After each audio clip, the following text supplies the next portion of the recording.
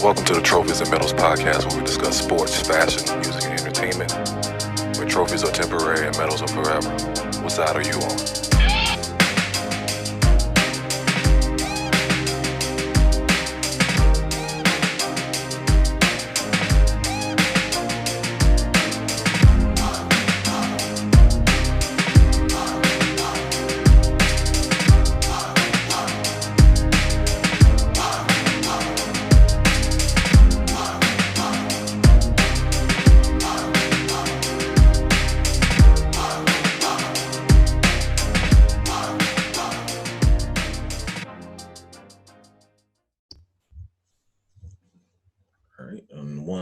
Two and the three.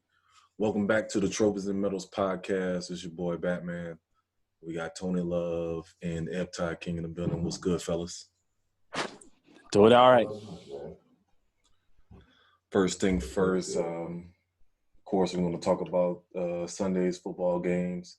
We're going to touch on the NBA and a special Christmas edition holiday list coming on later. That should be very entertaining. But first thing first, Tony Love, how you feel after that game? Well, I really didn't get to see it, so I really didn't have too much reaction to it. Being here in Houston, it wasn't the local game on the day, so I was, taken to those alerts really closely. But I knew it was going to be a close game and a hard-fought one, but I think as high as the score was, it speaks of both of our team's defenses. It's a lot of damn alerts that came for that game. Right, and Vegas was all involved in that because why the hell the Saints going for a 2-point conversion that early in the game? Yeah, I didn't get that either. That's why I asked someone earlier, was y'all kicker hurt or something? I just don't understand going for two that early. Right. So that made me raise the eyebrow, like watch that come back to haunt them. And I was messing with my I have their kicker as my fantasy, so I was looking at this super sideways. Selfishly. Hey, I just was aware of it. But it was a good game between two juggernauts. I think both teams they shouldn't be ashamed of how they perform. Well, defensively, yes. Defensively all the way through. Yeah. Yeah, definitely. But that goes to show, like, neither one of them wanted to stand down. It's like, pretty much going shot for shot. I felt like every couple minutes it was just another alert coming through on ESPN saying somebody was scoring. I was like, damn. You know what I'm saying? Like, is my shit giving double notifications or what? But it was a good ass game. So that where does that put y'all at as far as we probably if Seattle loses tonight, if Seattle loses tonight, we will probably be the 2 seed. Okay. If they win, they should move up to the 1 seed. But we're at best we're the 2 seed right now. Okay. I gotta look at their schedule, see who else they play as far as Seattle. They got Colts, Titans, and Panthers.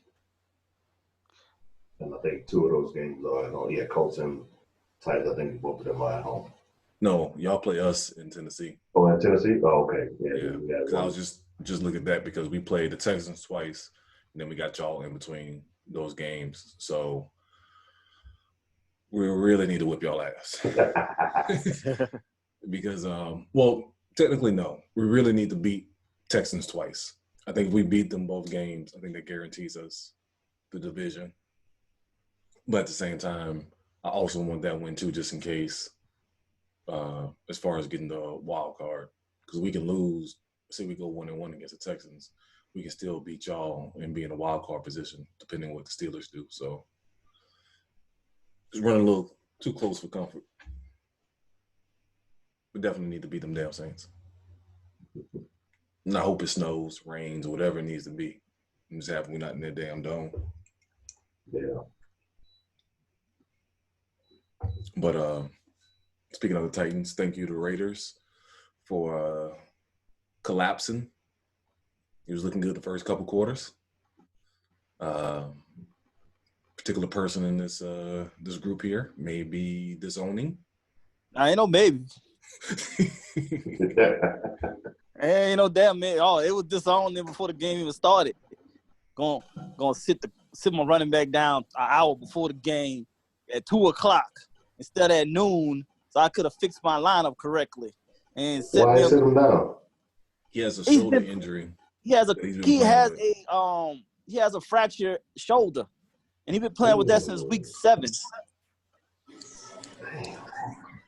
So you already know this man been hurting the whole time, and now you decide to like wait till right before the game, knowing that man is already hurting. You could have just wanted to sat him down from the get-go. Mm-hmm. So typical, I ain't saying their name fashion, formerly known my team. There we go. Just like we're gonna go back to the essence of formerly, that guy that ain't talking to me when I went on that run. That's where now that team falls. That one of the last drives, Derek Carr, like out of frustration, it was like 4th and goal, right? He's scrambling, trying to buy time. And when you scramble to the right, you expect somebody to go to the corner. And I guess the receiver wasn't moving fast enough. He just threw that thing away. Like, he was just so mad. He just, like, threw the ball away. It's like, dog, you ain't trying to run to the ball? And he's like, fuck it, you threw that bitch out of bounds. That's when I knew. Like, yeah, that's a wrap for Derek Carr. Yeah, and that too, yeah. And I don't even want to speak on him. I mean, but he played decent in the first half. Whatever. Are we serious? What? The running back that I was using to replace Jacob just got hurt for Seattle. My fantasy football sucked this year, so I can give it care less. Right, man, but still, though, man, I don't. Dang, man, I didn't need another guy. He done too. Oh well, it's all good. Like, see what I'm saying? That's why they formally known now, man. They screwed me. It's all good, though. Floyd, how you felt about the Saints game? Probably one of the biggest testaments of how the playoffs will probably pan out. Good teams playing either good offense or good defense. I mean, Don't get me wrong. They're all still suspect, in my opinion. But I think whoever has the better defense, whoever has the better defense is making plays. Making plays is going to really win the NFC Championship. So, I mean, it's a good competition. I was happy that it happened. It showed heart for the Saints and also for the 49ers. Mm-hmm. But it'd be kind of one of those things to be like, you kind of had a question about the Saints doing a Teddy Bridgewater thing, like as if everything was kind of just, luck, by pure luck or, whatever the case may be, when you kind of look at the team. But now what you see is that they're a legitimate team on both sides of the ball. Because we do have a good front four. We do have good linebackers when he's not hurt. But the cornerbacks, them niggas suck. The Apple, the motherfucking Eli Apple, the motherfucking PJ Williams, nigga. If I had a gun, nigga, I would shoot them on sight. Yeah, they was a bad suspect out there, man. It was really bad, though. It was bad. That's why they didn't renew Eli Apple contract. I mean, Emmanuel Sanders is like 40 years old, and he out there balling today. Man, I think I could be cuts like that, nigga, and have like 160 yards a game against some 2 motherfuckers. But I mean, I think they should kind of look at that moving forward in regards to like their backups, because there was one backup that did really well, but I don't know if he's hurt when Eli Apple went down or when PJ Williams went down. Who Gardner Johnson? Yeah, but he's the one that got that penalty too, right? I mean, in the game. I wasn't able to. Like, so I just look at it like, they need to move beyond them 2 motherfuckers, because them niggas are like. But it's hard to do when you got your money built into, like you said, like that front four and them linebackers. There's a lot of money in those areas. I mean, what Apple's going anyway after this season? So I mean, you got to hopefully draft well, like you did with Lattimore, and plug in there. That way you can, you won't have to go out and spend that big money on a cornerback or a safety. I mean, even through the Bonnie years or whatever, we had like suspect offense then too. You know what I'm saying? But at least we had cornerbacks that kind of step up to the plate. That they were veterans, but they know how to step up to the plate. With these cats, it's like for sure they're going to give up at least about a good 3 or 4 big plays throughout the game. Yeah. You know what I mean, we were dominating at one point 20-7. And then them motherfuckers came back, and then, it was a 1-point game at half, and then look how the ending happened, because I just was like, man, if he can just hold the ball for 10 seconds on the clock, we would have probably won it. But the way things kind of happened, it was like, you had that feeling like, oh, it's going to be one play. It's going to give us a heart attack. Now we back in this situation. But I'll give credit to Kyle Shanahan too. He's always had the Saints number for whatever reason. Mm-hmm. I don't know what he sees and obviously he sees baby food because he eating that shit up. Yeah. But fuck him and fuck the 49ers and fuck everybody else, because I wanted to win this game, but it was a good game. It was, overall, like, fandom aside, it was a good game. Yeah. It actually let you know how the playoffs is going to be. Yeah, it definitely felt like a playoff game. Mm-hmm. Yeah. Yeah, so. Yeah, that's true. It's definitely wide open all the way through on both conferences. I think the NFC, the defense in the NFC, all of them are going to be suspect going into the playoffs. Speaking of playoffs, what y'all think Lamar Jackson could keep this up in the playoffs? Breaking down. Keep this up. He gonna keep this up till he never get hurt. As long as he don't get hurt, he gonna keep this up. Cause he was out there cha-cha sliding on niggas today. Shit. Yeah, I saw that one y'all posted on IG. It was another one where he I swear he was sacked and he just kind of like backpedaled and made the dude miss and threw like a 10-yard dart. You know what I'm saying? It's crazy that the way that he can move and maintain his speed. I mean, does anyone mixtape do football? Right. That's pretty much what he's doing. It's fucking. He's breaking dudes down, and it's not like for most quarterbacks, they see a linebacker coming at them, they're gonna slide, and I think that's what's throwing everybody off because he's like, "Fuck it, I'm gonna make a move. You ain't gonna hit me." Regardless of thinking, most quarterbacks like I ain't just gonna get hurt or fumble. He like, nah, fuck that. He getting angry on everybody. Well, he still got the speed over most linebackers, and it's just like he just has that extra step, and that's just scary to know that you just have another gear that you or just a move. His first step is so crazy. He doesn't. He is no deceleration. It's full speed. His moves, and I don't know. Like I don't know who I was talking to, but it's like as far as Mike Vick might have better top speed, but Jackson can make a move and don't lose that much speed and still break out of it. It's just ridiculous. Right. That's why. Yeah, he has the quickness with the speed, and that's scary. To be quick and fast that's not right. Right. No, it is. That's just not right to be quick and fast, and then like I said, for you to be the quarterback, so they just don't know. You have them at your mercy. They don't know what you're gonna do.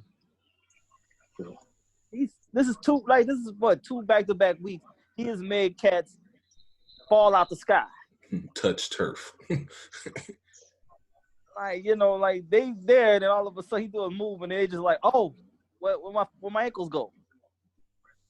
Yeah, that's got little baby calf, newborn baby calf ankles and stuff all of a sudden. Looking like newborn giraffes. Yeah, just got people shaking out. Fucking deers and shit. Yeah. Just shake their legs, just shaking and stuff, man. Coming up to trying to figure out what he about to do to them. Trying not to get embarrassed on that film tape on Monday. So it's safe to say that he's the MVP, right? I don't think there's anybody else in competition. Not anymore now. It's pretty much his. That's still Michael Thomas. Michael Thomas, Russell yes. No. Russell Wilson. Michael Thomas and Russell Wilson. So, yeah, that's why I want to bring up two. So, y'all don't – well, I think Michael Thomas might get, like, Offensive Player of the Year. Right. Like It depends. Yeah. It depends on what Russell do tonight. This game here tonight. It's going to be either, like you said, Jackson or Russ for MVP. Michael Thomas. It could be Cole. They could do Cole, honestly, because they just both been there. That was Stedman there and Peyton. But yeah. I think Michael Thomas, Offensive Player of the Year, should be a wrap. Yeah. Yeah. I think that should be easily a wrap.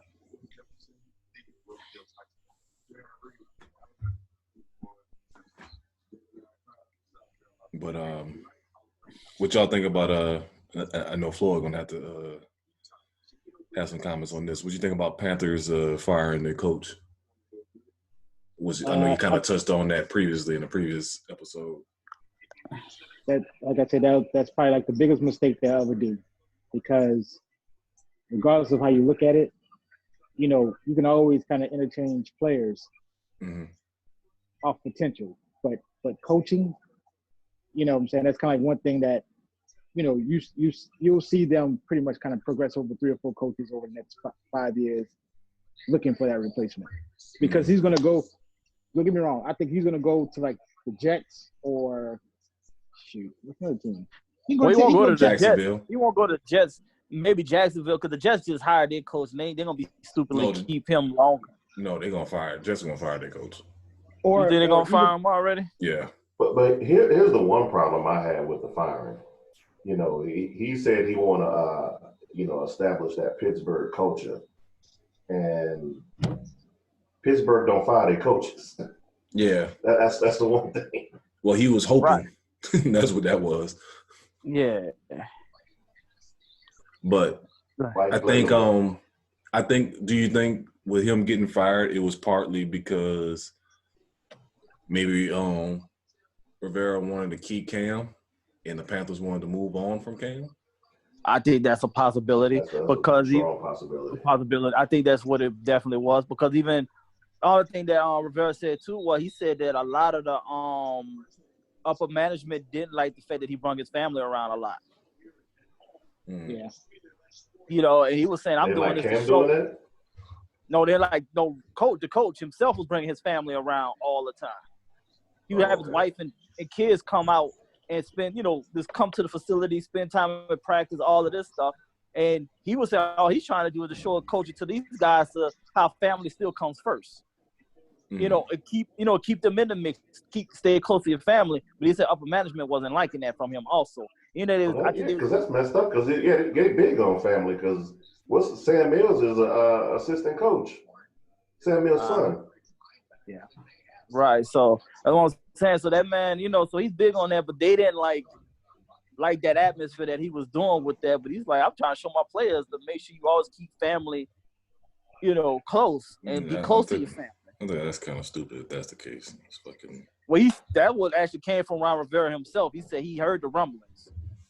That he heard, he said that was kind of part of it, but not the main reason. But I think the Cam thing is probably the main reason.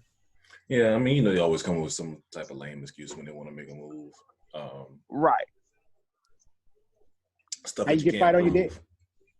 How you get fired on your day off, Craig? Mm-hmm. Talking about I was stealing boxes. They ain't getting me on camera.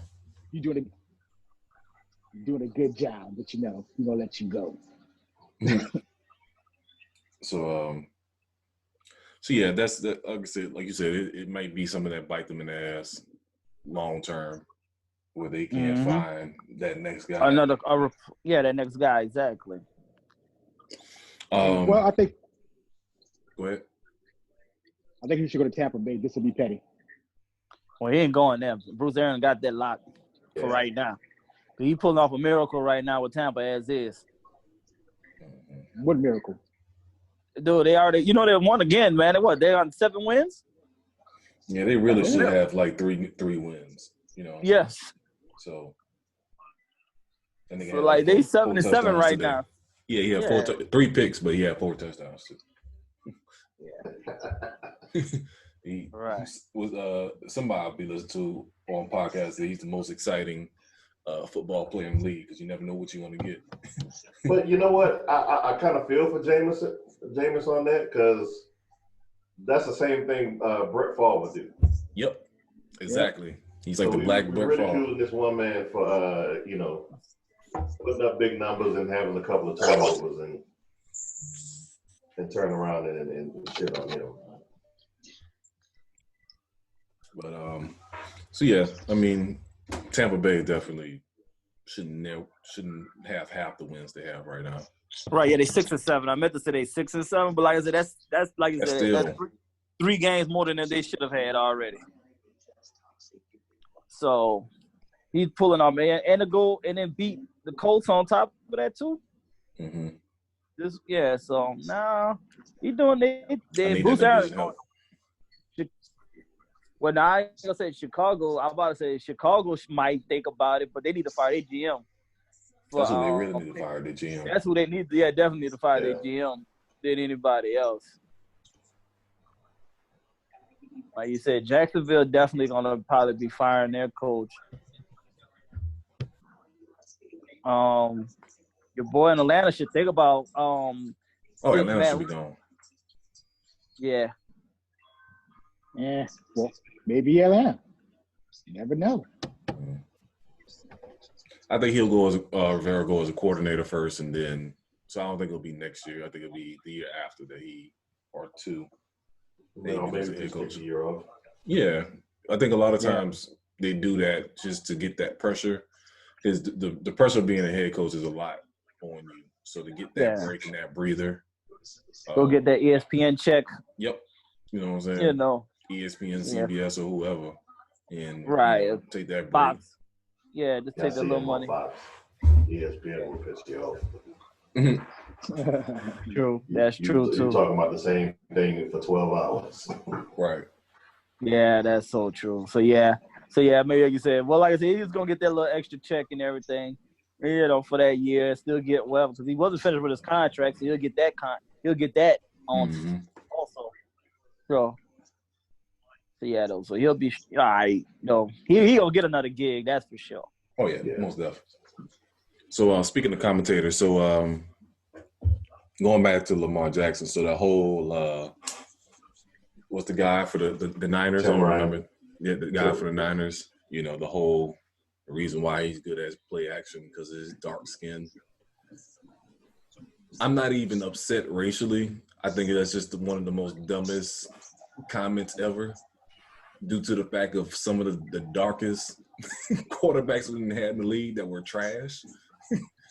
One former Raider, Jamarcus. I don't know. Like, it was just plain dumb. I laugh, me personally, but it's 2019. Like, I know I ain't got a filter, but shit. Yeah, but then one of another people that's on my bitch ass list, Richard Sherman, had to go make his dumb ass comment about he agrees with it, just to seal his label as a bitch ass. He said what? He agrees. He agreed, yeah. His bitch ass agreed to it. So he just sealed his spot for life. On the bitch ass list? Bitch ass list. Because I ain't like it beforehand because he all want to talk. He only talks when they're winning. Yeah, of course. When he's winning, he talks reckless, but when the team is losing or something, he ain't got nothing to say. I don't like his bitch assness. And he just be reaching. So let's get an update on your bitch ass list. So we got Richard Sherman. Is Shaq still on the list? Shaq gonna be there for life, but I'm lightening up on him. He's falling down the list of it, but he's gonna be there for life. But Shaq's still there. Hold up. You eat at Papa John's? Hell no, nah. No. Okay, just making sure. I don't really eat pizza as is, so nah. So, but I got a ring. Mm-hmm. The ring over. Okay, what we got? Yeah, so Jamarcus Russell is number 1 for life. Mm-hmm. Chris Paul.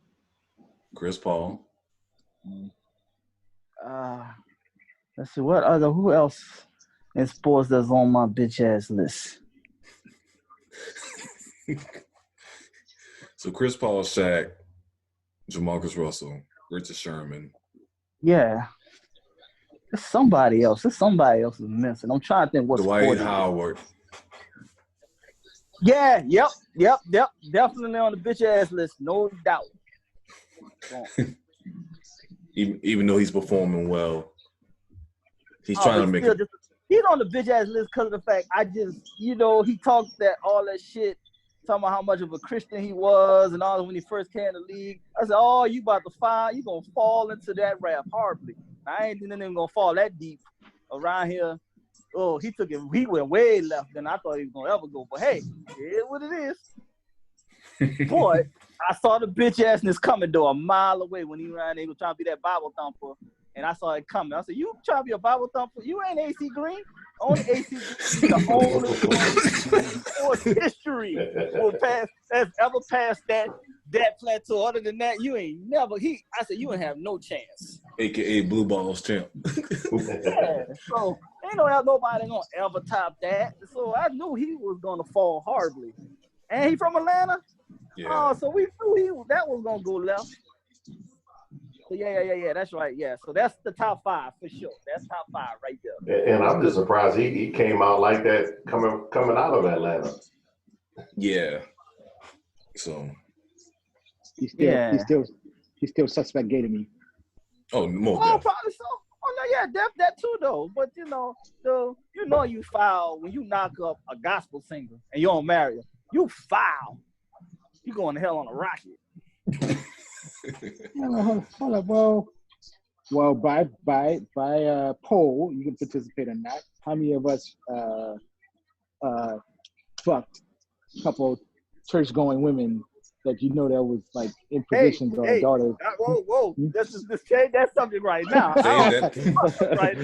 Let's say that for the Christmas gift edition. Yeah, I don't need the problems right there. Let that go. Woo! Tony Love over there. I know one story with Ant. I know when you told me one story back in the day. I'm pretty sure that was you at church.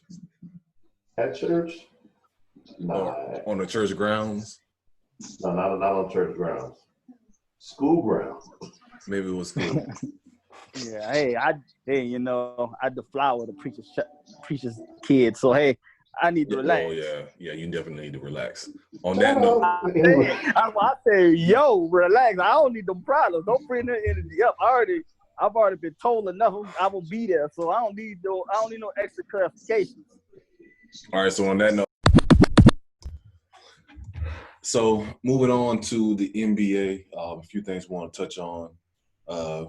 One of the big things, me being a Knicks fan, is what y'all think about Carmelo Anthony coming back, and not only coming back, but getting like Western Conference Player of the Week.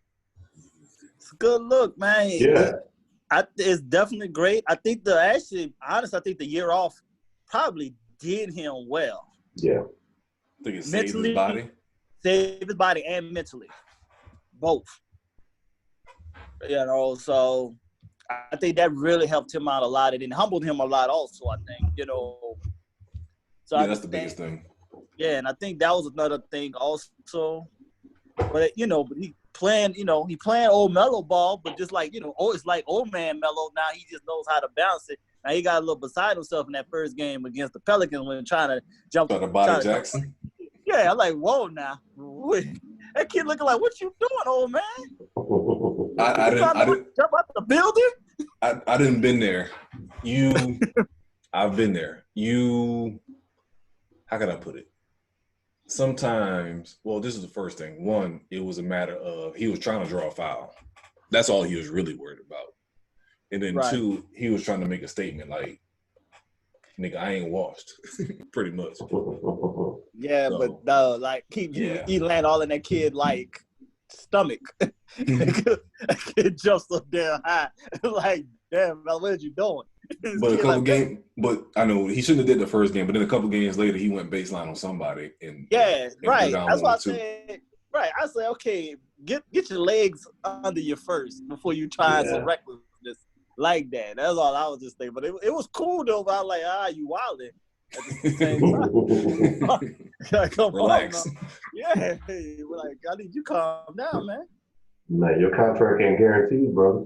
Yeah, Well, you ain't even. They picked him up though. They picked him Yeah, up they a picked him couple up days ago. when he was with that time y'all talking about. Yeah, you The about check to. ain't clear yet, partner. Yeah, Right. exactly. You about to get hurt before you even clear a check. You don't need to go on injury reserve ASAP. Mm-hmm. Don't pull a boogie. Yeah, exactly. But yeah, I think it was good. I think the NBA kind of just like gave him a tip of the hat, like to give him the Western Conference Player of the Week. Because fucking, cause I'm watching the Mavs game. Luca's still out there balling, but Luca being highly disrespectful in these streets. yeah, Luca out there just assassinating people. But yeah, I mean, between Luca and James I'm waiting Harden, for somebody to slap him. oh, that's gonna happen. That's the. It's definitely gonna happen. It's gonna be like Patrick Beverly or somebody like that. Because I think that's one thing that once you get to that level where you're dominant like this, they want to see how you're gonna react once they literally punch you in the mouth. So somebody's gonna hard foul him. Yeah. Crazy. Oh shit! Porzingis just dunked on somebody. But yeah, somebody's gonna definitely hit him in the mouth and see what he gonna do about it. And it's gonna be like I said, Patrick Beverly, fucking what's the karate dude for Miami? James Johnson, something Johnson. Yeah, James Johnson. James Johnson, Jimmy Butler, somebody like that is gonna fucking bust him up and see what he gonna do about it. Right. So that's gonna really solidify whether he's a star or not. Like, can you handle that pressure? Because if they make the playoffs, that's what's gonna happen. Right. They're gonna make the playoffs the way how they playing. I don't see that them not make. I don't think they gonna stay up this high seeding, but they're gonna make the playoffs. I keep them in that 4 or 5 range. Mm-hmm. I see that. Yeah, I don't see them drop. I don't see them going below 5. But yeah, barring no injuries or nothing like that, I think they'll be straight. As of yesterday, they were second. So and even them as a forward, I don't think anybody want them as a problem. Oh hell no. Right. Because Porzingis still hasn't even come into form yet. So right. That's that's that potential, and I can see them making a trade. Yes. So, yeah. I can see that also. Or they might still just wait till the offseason and do something, though. But like you say, they might make a move if something presents itself. Somebody get bought out. That's another potential thing. So he's been having a great run. Like I said, just giving you 30, almost a 30-point triple-double. That's some excellent shit right there. They need to make that phone call to that guy that's chilling up there in Seattle right now. That he acting like he pacing himself this year. You talking about Jamal Crawford? Yep. Ugh. Who? Lord. That's a good thought. Yeah. So I mean, if they keep with the record that they're at right now and keep this pace, and that will be actually a kind of slick team to look at as a possibility. That's a good playoff signing. Yeah, I like that. I ain't even thinking about that, but yeah, I like that because he was 6'5", he's long, so that'll keep that whole scheme as far as having size across the board. The ball, the dribbling is still there.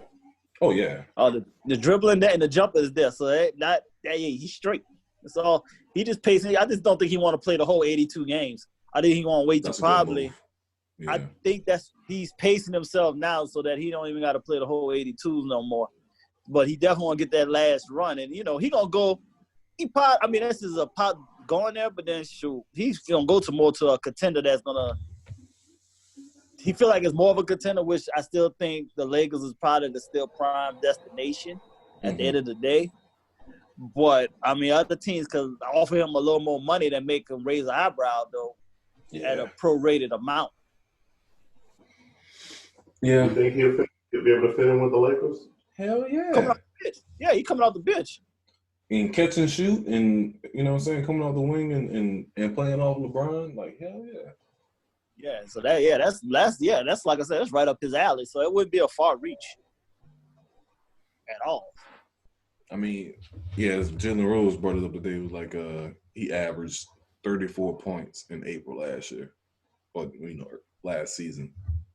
You know what I'm saying? So like the dude's fucking still a bucket. Right. Like you said, he's automatic walking 20. So Batman, how you feeling about your Knicks doing the cop out? I kind of feel I'm kind of happy for Fizz that he got out of that BS because it's not his fault. He's not the one that put together a team full of power forwards. At the same time, I think what the GM and what Perry and Mills did is only procrastinate what's going to happen to them. They're going to get fired at the end of the year. So right. So to fire Fizz at this particular point. Right. You set the man up for failure. Yeah, like I will say this though. Fizz has not been consistent as far as setting lineups and setting roles. So like you just said, 8 power forwards, how can you set up anything? I'm not talking about the front line, I'm talking about the backcourts. So going back to the past 2 years, you didn't have Frank Ntilikina, Dennis Smith Jr., Emmanuel Mudiay, Alfred Payton, and Alonzo Trier. And you can't decide who's the ball handler, who's the scorer, and all that stuff. It's like, and he didn't change his lineup so many times, it doesn't make any sense. So maybe he did it too to get out of there. Maybe he was doing it on purpose. Maybe. But before we continue, we have a special guest appearance, I see. What up, twin? Really? Yeah. What? Jason's we got in a here. shocker? Yeah. Woo! Got Jason on here. Oh, shit. What's good, brother? We can't hear you. I'm muted. I'll mute your phone, man. Still can't hear you. Hold up. Yeah, man.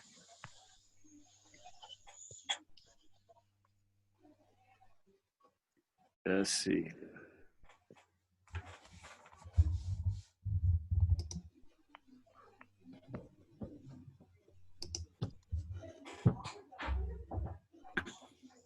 You got a Bluetooth on? Yeah, because it ain't showing the microphone next to your name. Right. Or if you got an iPhone, you got to select the thing where it says give them access to your microphone. Well, no, he has, I think he Android. No, he got an iPhone because it says on there. Oh, he got an iPhone? Okay. Damn, everybody's gone to the dark side. Thank you. Finally. I think I'm the last one. You'll be there. Right. You might as well. There you go. No, he dropped. Privacy on that porn. You be here. Why can't I hear y'all? There you go. There you go. Hey. We got you. What's good, twin?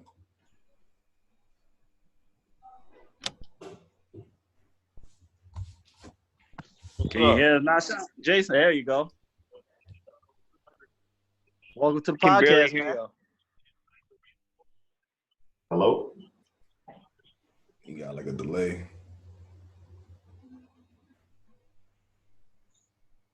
Let's see here. I need headphones or something? It'll probably be better with headphones. Yeah, probably. Yeah, I don't even use headphones. Mine come on straight to speakerphone. Ooh, that was on my face. But yeah, them damn Knicks bad for my blood pressure. Oh, see, I think he did the dial-in. I had to tell him to hang up and don't do the dial-in option. Hang up and rejoin. Do what now? Hang up and rejoin. But don't do dial-in. So hang up and do what now? And rejoin. Hang up and rejoin, but don't dial in. Right. All right.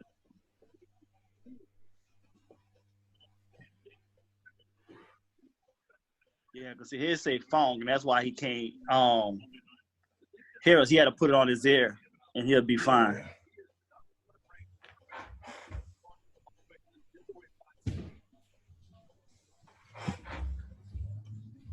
But I think it's with the Knicks, they gotta Dolan's not selling the team anytime soon, but he ain't trying to win either. Of course not, and I think that's exposing him more too, where the shareholders gonna force him out also. Dick Stain Donald. So I gotta hold this thing to my ear to talk. You probably will, man, because you keep putting it on phone. So yeah, we're not on video anyway. We're not videoing. We just still just regularly talking. Where's Sean at? He enjoy. Hey, nah, he never gets on the. This is a podcast, man. This is a group chat. He must be hurt.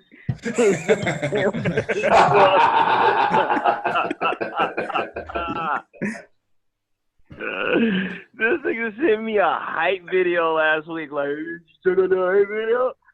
I was like, no. I ain't getting no hype video today. Right.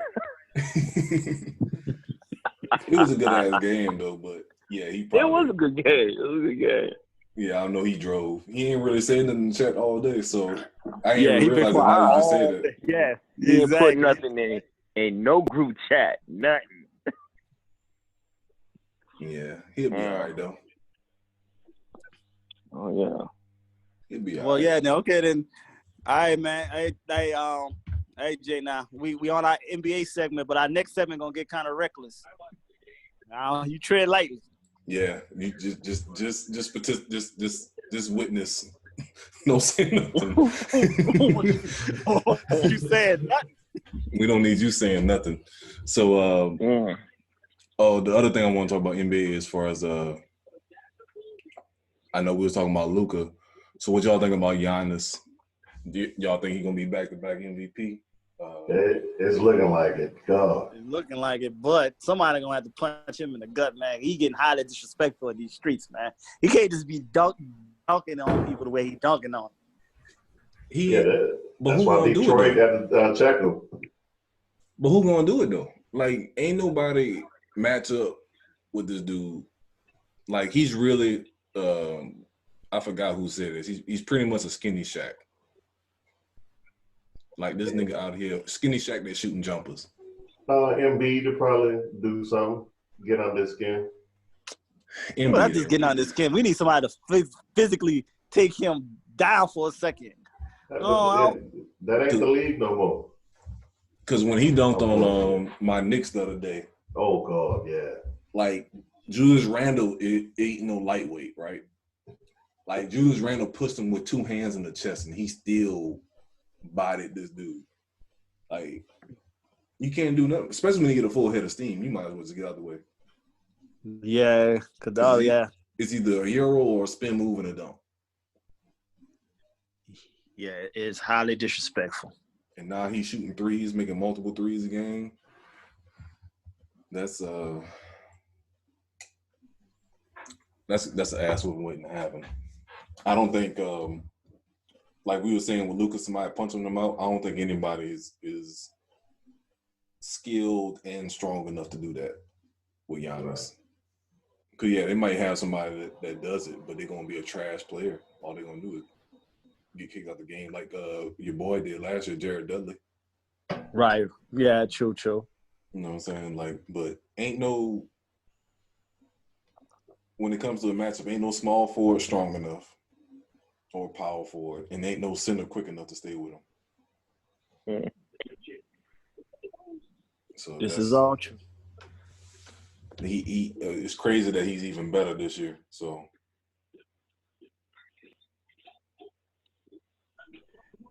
exactly.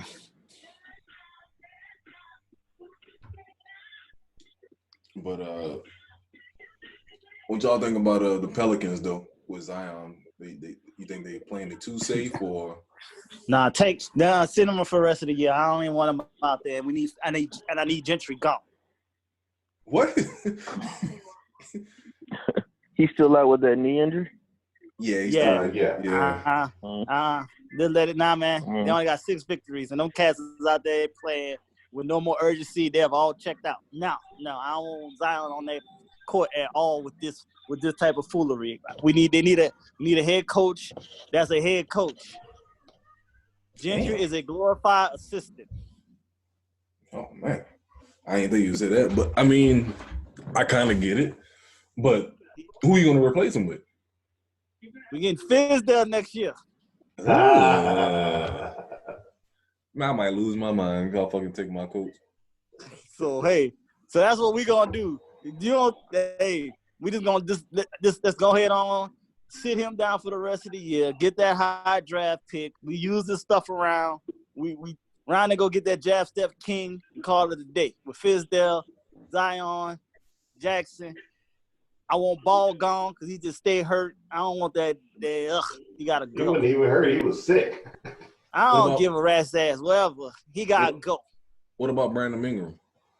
Ingram stays. They extended his option. No, they didn't. No, they didn't. Yeah, they're getting ready to. No, they're getting ready to. They gotta wait till the summer. Yeah, but they're gonna do it though. They already said they're going to. They already told him they're committing to him. Oh. Yeah, they already told him you ain't going nowhere. So I'm good with Ingram too.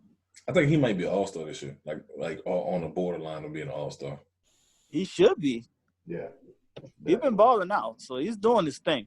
So but Gentry gotta go. Damn. Cutthroat.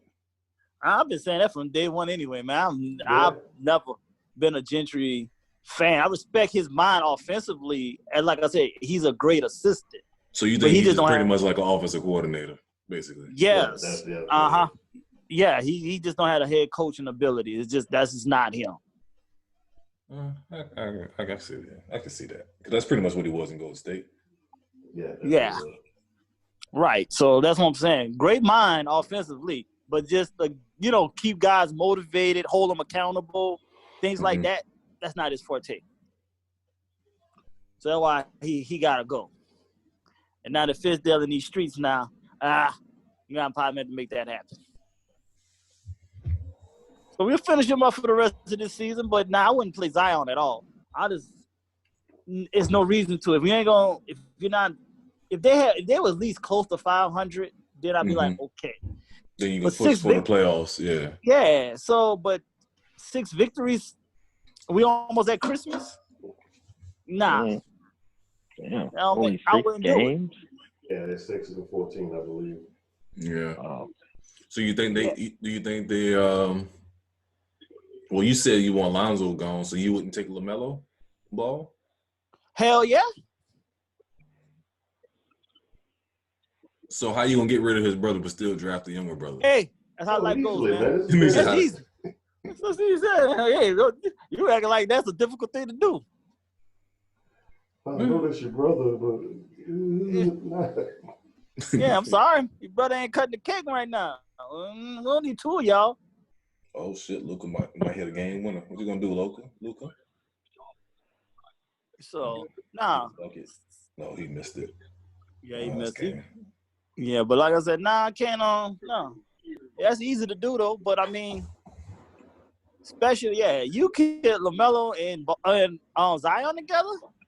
Yeah. Oh God, and Ingram. Yeah. That's your big 3. That's a problem. You think LaMelo is a point at 6'7"? You play him at point? Yeah. Yep. Kind of like Luca, 6'7", not as strong. Yeah. But right. lengthy. That's a nice ass lineup. So you think LaMelo, Holiday, Brandon Ingram, Zion, and whoever at center, Jackson. Yeah, the Jackson kid. Sideshow Bob right there. Sideshow Bob. Exactly. Hey, he catching bodies though. I like him. He just need to put on some weight, and he good. Yeah, as soon as he put on that weight. He's pretty much Tyson Chandler. Yes. He's Tyson Chandler with DeAndre Jordan Hops. Yeah. Nah, Tyson Chandler had hops too. So but this Hops is different though. This kid Hops is different though. Yeah, he be up there. No, I seen tapes of Tyson in high school. That nigga was jumping. That nigga was I remember. He was windmilling. High school. He windmilling on people in games though. You know what I'm saying? So I mean, he got the hops. You know what I'm saying? But Right. But yeah, Sideshow Bob been balling. You just, like I said, you just need to put on some weight. Yeah, so that's why I said, like, you know, so I look at it, yeah, so I'll, you know, make those type of moves and things like that, you know, so it, like this, David Griffin going to put this team together. This is the first year, Mm-hmm. and, you know, he's going to get this right, though, in the bigger picture. Yeah. Definitely going to get this together. And, you know, he got the right fan base.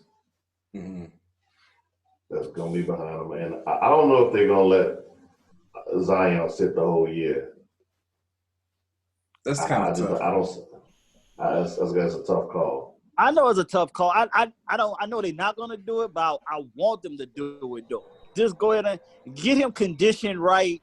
Get him, you know, get his body completely really right. Mm-hmm. Get that trainer, you know, get that fitness, get him eating right, and just. I would prefer them to do that, and I think it will help out in the long run. But I know they gotta still the tickets and things like yeah. I get it, but you still got him though. He ain't going nowhere. So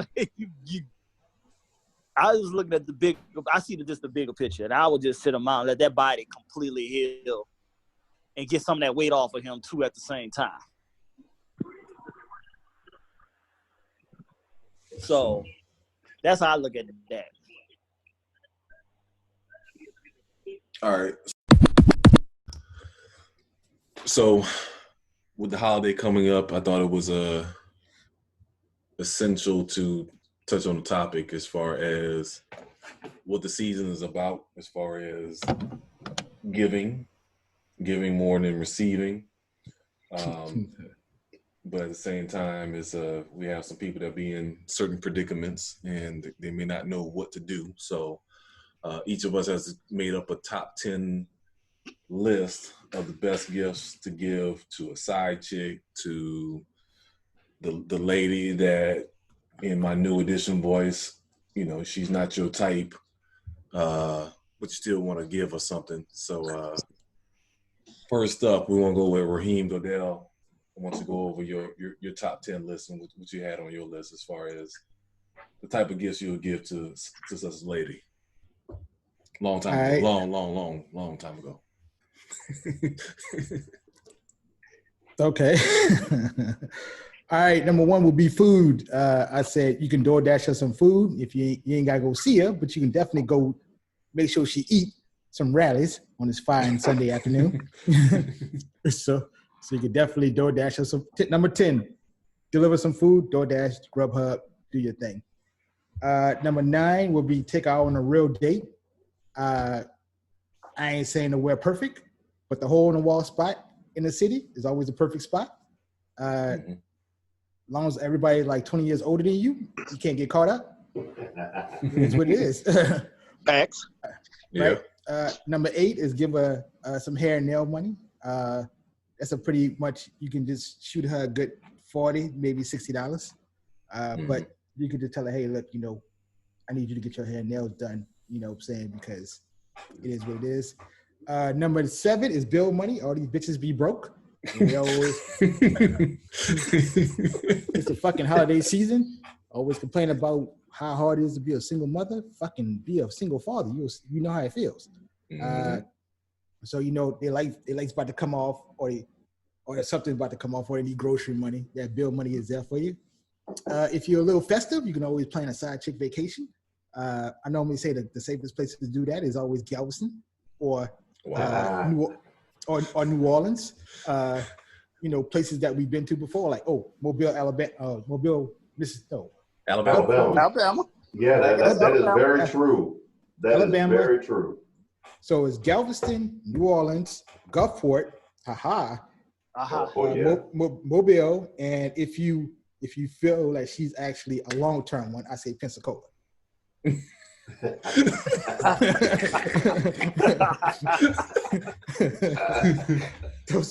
Those are your top 5 side chick vacation destinations. Also, a number 6 one, because it's so cheap, you can always do Vegas, because you always get a free hotel room some type of way, and on the low. True. Another ducked off spot is Austin.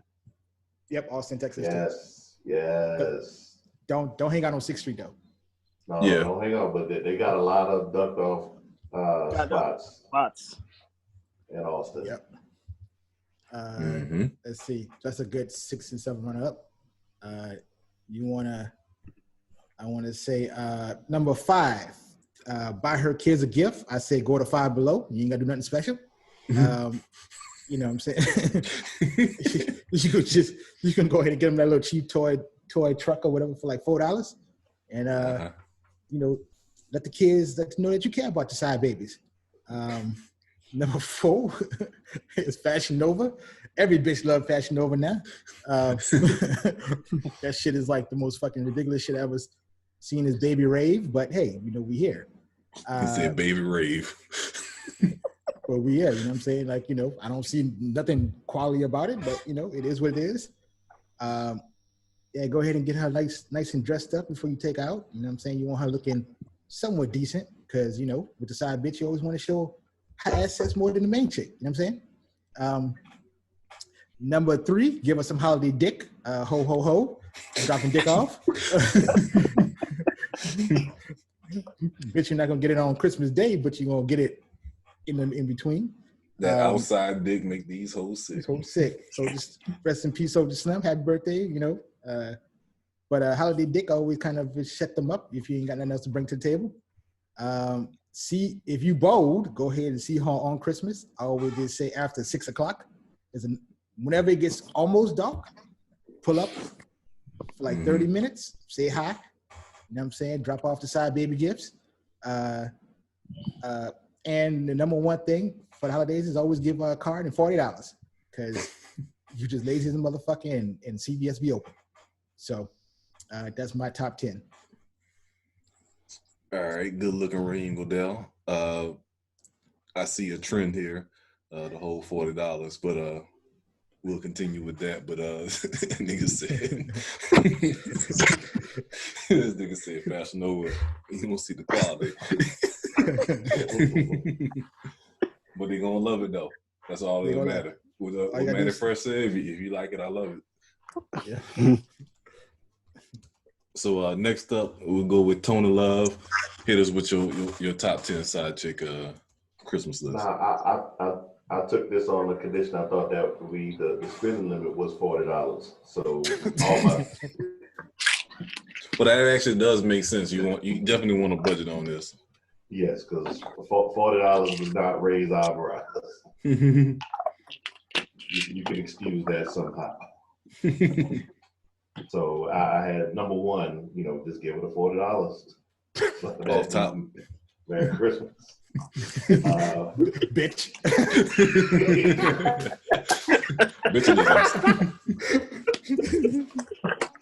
Number 2, take it to the meet your family after 8 p.m. I said after 8 because I had let's say a relative who will pull this move off. Yeah, one he took one chick to meet the family in the morning, then the second one in the afternoon, and then in the evening time he took the wife. And the wife was like, oh, they made him work so hard today. Up during the holiday. I'm so glad we finally made it here to see everybody. They're like, he just left here 2 hours ago. So, but I would have done it the other way, said, hey, I left him back over by my house. And went there. Number 3, make a mixtape. Holiday mixtape, I'm thinking about you, just something that I thought would put you in the mood. Side chick anthems. The side chick anthems. 4, if Victoria's Secret got a decent sale, go for it. Get a little something. But they got some nice, scents. They got a good deal on the drawers. Hope you thinking of me when you put these on. And I say number 5, Freddy's of Hollywood. Don't sleep on Freddy's. Freddy's always got a sale. Yeah, online, no doubt. Yeah. I ain't seen the store in a minute. They still Oh. Yeah, on they sale? only exist. That's why it's all online now. Yeah, I said I okay. haven't seen the story either. Yeah, those All stores been gone for a long time. Yeah. That's why you I brought said- back memories when you said Freddy's. It's like, whoa, this one went way back. Esplanade Mall. Exactly. Yeah, I remember. Yeah, Esplanade Mall. In fact, I got a silk Superman silk robe from there. I don't know what happened to it. Oh, you know what happened to that, man. You're like, Freddy, lit that bad boy on fire, thing on the fire, dude, that shit. Yeah, whatever. Dude. We know. I know what happened to it. You Yeah, ain't when keeping it that flamed. Exactly. I had number 6. Pay for her kids' medication. You know, this holiday get cold out there. Might be running a little fever.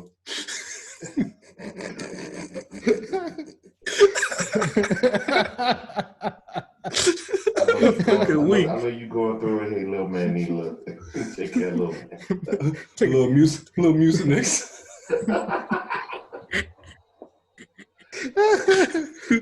Oh my god. Number 7. Give her my hotel rate. I'm in the hospitality industry. As a team member, most of my rates are $35 a night. With tax, it goes to 40. We hit right there on the budget. On the line. Get that complimentary coffee. That complimentary. On me, baby. I got you. Number 8, Bath and Body Works. Still a little thing there. Mm-hmm. Number 9, dessert from Perry's. I don't know if anybody been to Perry's. What's Perry's? Texas. It's a steak. It's a steakhouse. Very expensive steakhouse. Yeah, $40 exactly. will get you a dessert. Oh shit. Yeah, that's why I like he tripping. And when I saw it on the list, I'm like, I wish I would, but okay. It's $40. Don't even get an appetizer. I already see. You get an y'all appetizer. gonna see what my list about to go. You get the bottom thing on the menu, which is the dessert. And then number 10, some jewelry from Sam's. During the holidays, Sam's do come through on some sales on their jewelry. I ain't never thought to go and get some jewelry from Sam's. Yeah. Very ducked off. Very ducked off good stuff. And Costco's also. Yeah, this is Costco's right down the street.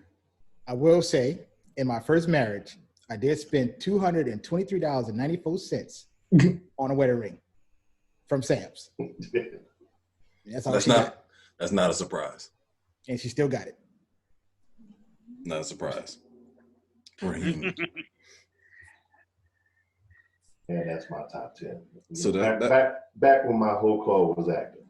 Back when, back a long time ago. Long time ago. Long time ago. That's an entertaining top 10 right there. EbbtideKing, you up next. Let's hear. I understand you had a tough time. I know this is not your forte, but let me know what your top 10 was. All right. See, the thing that's different, made it difficult for me is that I'm not like the first two Negroes.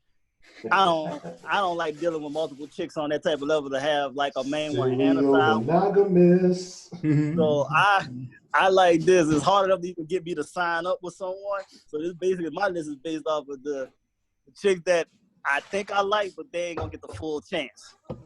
The sorry you're not my type of girl list. Sad but costly. Mm-hmm.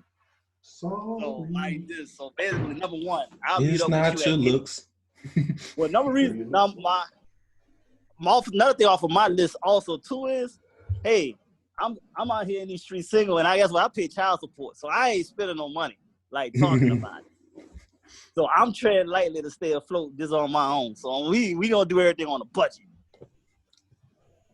So number 1 off the rip gonna be we gonna meet up at any happy hour. I'm good to go. I'll meet you at any happy hour in these streets. 2 for 1s. Exactly. Number 2, if we go out to dinner, the number 1 spot is Cheddar's. Can't ever go wrong. But eat the biscuits, girl. Mm-hmm. Yeah. And the chicken fried steak. Yeah, even whatever meal. Nah, you can get any meal on there. I ain't gonna cringe. If we go out, if you can make Diner prices at Cheddar's. Yes. Yeah, number 3, willing to give you gas money after you visit my place the 3rd time. This was the funny one to me. Not the first, not the second, but the 3rd time. I see you made it the 3rd time. That means, you digging You me, invested. we vibing. You show effort to drive to my spot. Then yeah, I'm gonna slide you some gas money for making that trip. I have no issues, doing that. I have no problems. She earned them dick miles, right? Mm-hmm. Yeah, pretty much. Then, number 4, if I'm really, you cool and I'm liking your vibe, I'll let her speak to one of y'all Negroes. That's a high privilege. I have been on one of those calls. I have been as well. That's what I said. So, somebody gets a chance to say, hey, how you doing? So we go there. Number 5, take a short trip out of town. I've witnessed this as well.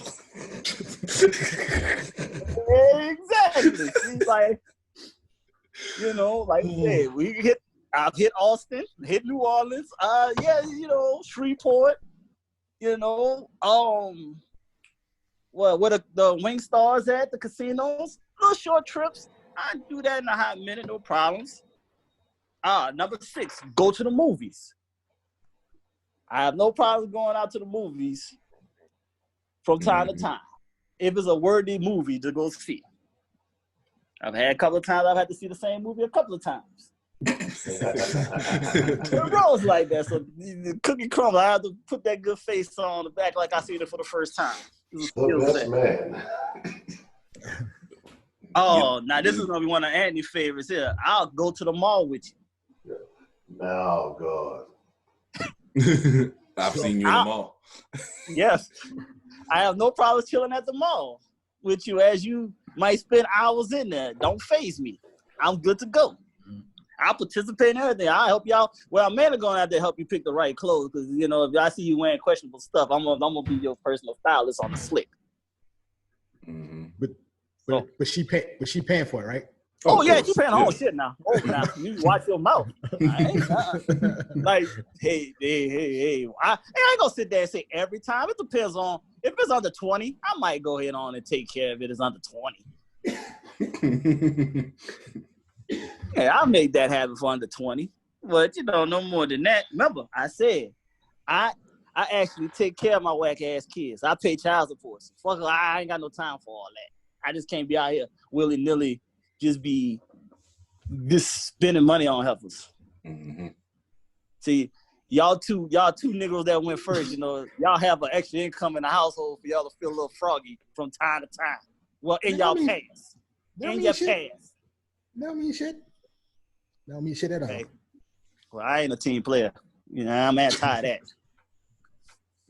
Number 8.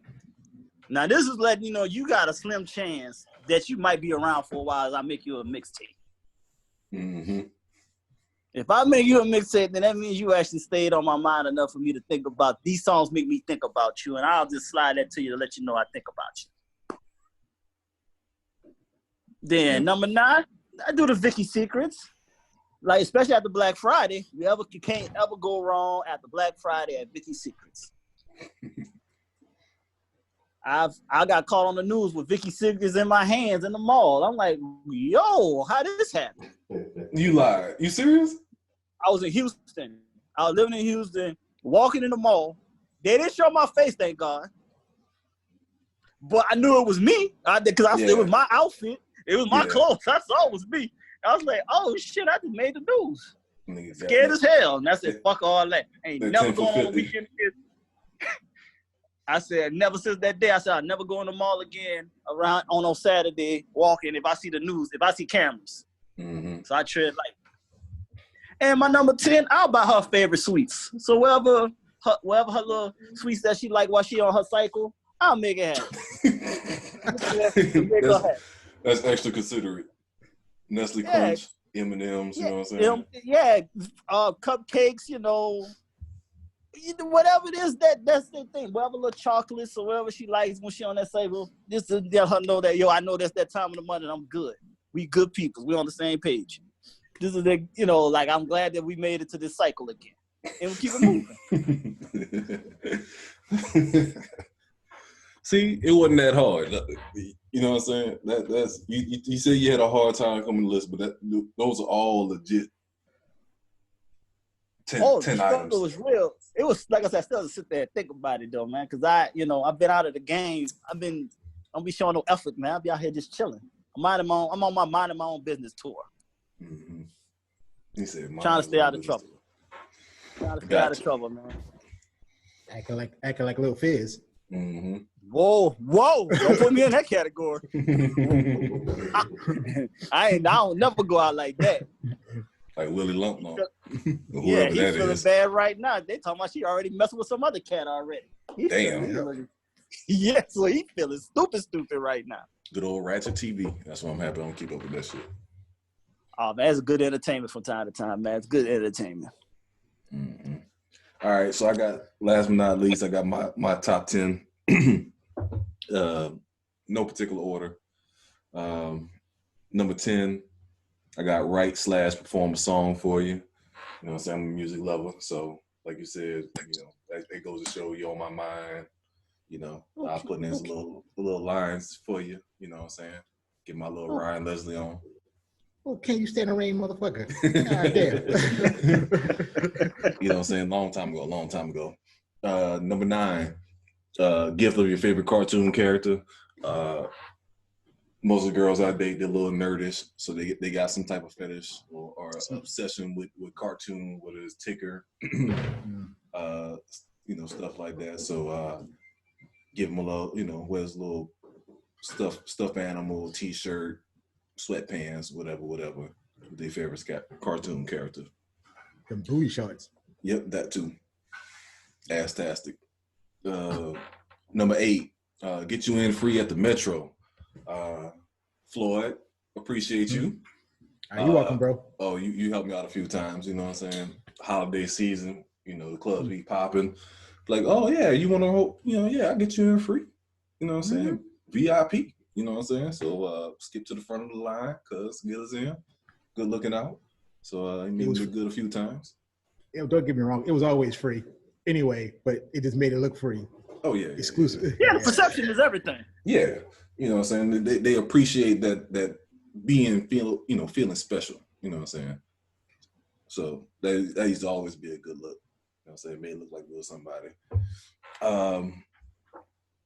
Number 7, invite to spend a holiday at an extended family member's house. So no, you're not going to Sheila's house. You're not going to my mom's house, but you'll definitely come over by Miss Ellis, or you'll go over by the True Hills. You'll go over to one of the extended Parquet members of the family, but you not going to moms, you're not going to pops, but you're going to see distant cousins. So you'll get that participation on that. Number 6, get you your baby favorite bottle of liquor. Your vodka, gin, bourbon, whiskey, whatever whatever you particularly like. Hey, don't trust no half of that light brown liquor. Tread lightly in these streets. Tread lightly. Been there, done that. Or red wine, something like that. Nah, whatever. I got the best of all that shit. I'll steal it from Floyd's house and re-gift it. So whatever they like to indulge in. Number 5. This is my college days, early/private screening to the latest movie. Shout out to Silver Cinema 7 in LaPlace. Many times we didn't have some private screening on Wednesday or Thursday nights before the movie come out. They like that. Like, ooh, I didn't even know this was out yet. It'd be 10 of us in there serving up drinks and stuff. So Floyd had been there a few times, so you know how it go down in there. Got a whole movie theater to yourself with 10 people spread out. You already know what's going down. You know what I'm still mad about, right? What? You know who? R. Oh, she we'll talk about that later. Yeah, but hopefully she clean down there. You talking about Shorty, extra Shorty? Yeah, light skin. Yeah, I'm talking about the other one. Okay. Either or. Yeah. All right. You already know. That's when you know you. That's what said either or. That ain't something to say either or, whatever. They both up Chicken Creek, basically. God damn. That's when you know it's spam. When we can speak in code, we already know who we talking about. Exactly. That's what I'm saying. So Silver Cinema, we used to go down. We used to throw some hell of a parties after work, after hours. Number 4, Bath and Body Works gift card. So no, I'm not going to Bath and Body Works and picking out something for you, but I'll give you a gift card that you figure out on your own. I don't know, I ain't trying to pick out cucumber melon and what was the cherry blossom and shit like that. Yeah, it's been a long time you've been in there, nigga. Those don't even barely exist anymore. See, exactly. Give them a gift card. You figure that shit out on your own. Number 3, free basketball training for your kid. You know what I'm saying? So see, I ain't gonna lie, all 3 of y'all are dirty as hell getting involved in for kids, man. I like this. I'm like Tony Montana. I don't fuck with kids, man. I don't fuck with I don't want no involvement. I don't even want to know your kid. Nah. To the best of my abilities. Nah, I'm gonna be like old boy on Lucky on Paid in Full. I have you working on your left hand, you know what I'm saying? You cross over, you step back, you know what I'm saying? You gotta get them right. Yeah. You know what I'm saying? Gotcha. Nah. Gotta get the kids right. Gotta have them in the park getting buckets, man. Side babies need love too, bro. Side babies need love too. I'm anti-babies, man. I don't even want them to know me. I'm a thief in the night, man. You know, like two trains passing in the night. Yes, yeah, it's not that dude. I don't want to be known. Mm-hmm. Speaking of, number 2, tech gift for your kids. So I'm, whether it's a wireless router, you know what I'm saying, fucking PlayStation controller, something like that. You know what I'm saying, keep them up with all the latest technology. Can't have my deal looking like a poop putt with some cheap ass shit out there. Upgrade you to iPhone 7, girl. What's that? Mm-hmm. You know what I'm saying? Can't have them out there with the fucking wired headphones and shit like that. Get that boy some Fotiv wireless headsets, you know what I'm saying? Get them right in the game. Skull candy, wireless. Skull candy. Yeah, man. Can't have them out there looking all tired to their phone and shit like that, man. Gotta get the boys right. Yeah, I'm all anti all of this stuff, but I respect what y'all do. Mm-hmm. And number 1 and last but not least, this was motivated from her you can go down. Get a pair of long underwear, aka some leggings, you know what I'm saying? Have the leg meat looking right, you know what I'm saying? But not the cheap kind, not the Fashion Nova extra thin 2-ply leggings. You gotta get us some thick quality ones, you know what I'm saying? Not the $5 ones, but maybe like the $15 ones. Yeah, you go to Target. Go to Target. Go get the Target joints. Can't go wrong with Target. Nah, man, get it a 3 for $10. You know what I'm saying? 3 for $10. Yeah. Nah, that'd be the cheap shit. You know what I'm saying? They damn near see through. They're like pantyhose. They be looking like pantyhose. That's what side chicks are for, the see-throughs. You know yeah, but she gonna wear them in the streets. I see you, Tony. I see you, Tony. Yeah, you agree. Yeah, I know. AKA the uniform. Mm-hmm. So you can use that one long fingernail and just rip it or whatever, and then get to it. This nigga like a vampire in Brooklyn with the fingernail. Yeah, exactly. You know what I'm saying? In and out, baby. Like a robbery. Do you mind? Mm-hmm. So that concludes our top 10. So fellas, use these lists wisely. You know what I'm saying? If you need some gift ideas, pretty sure you can't go wrong. We give you about a good 40 items that you can pick through, bring a smile to a young lady's face. Ladies also. Go ahead. No, go ahead. Take her car to get washed. Good call. Done that. Yeah, that's a good call. Back good call. Inside. Or that, or get the oil change form. Things like that. She paying to get the oil change. I'm just taking it. Hey. Well, talk about she wants synthetic. You gotta get that fucking regular shit. You know what I'm saying? You can do the synthetic, dude. You can do the synthetic at Walmart for $45. That's too much, bro. Mm-hmm. It's $5 it's $5 over the 40. I understand it's $5 over the 40.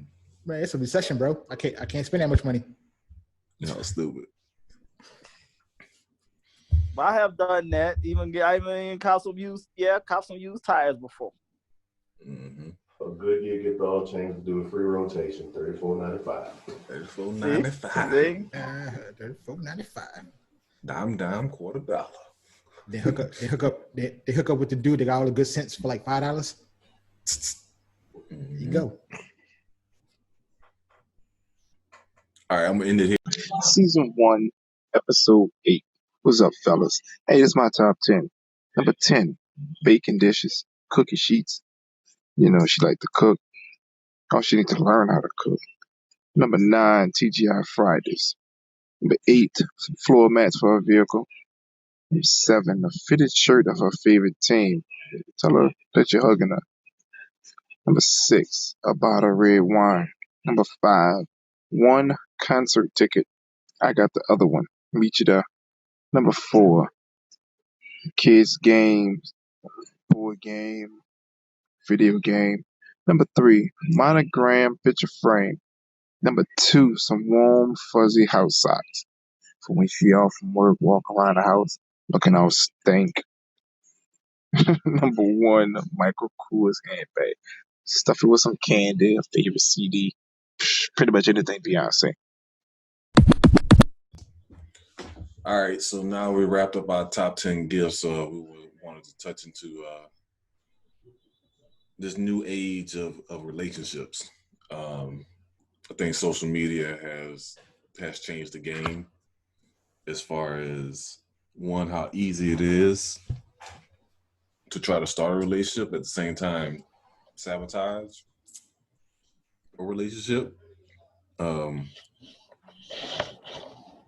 It's kind of like open grounds as far as competitiveness to get in a relationship with someone. So my question is how competitive should someone be as far as getting a relationship?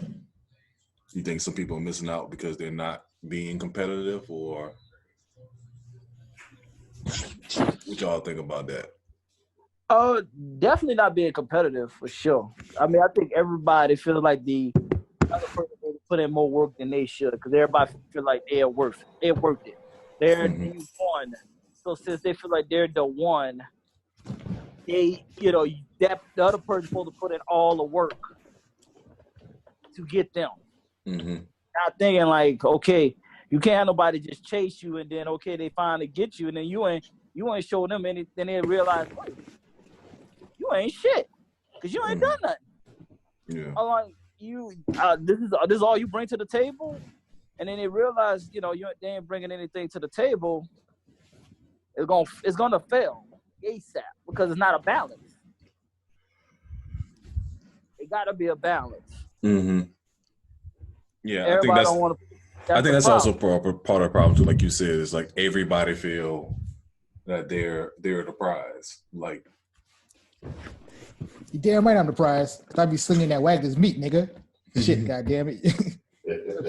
Can't beat Wagner's meat, goddamn it. Wagner's meat. This boy's stupid. But yeah, everybody feel like they're the one or they're the prize. So, like you said, they ain't gonna put in the effort. But at the same time, they feel like they don't have to put in the effort to outwork somebody else.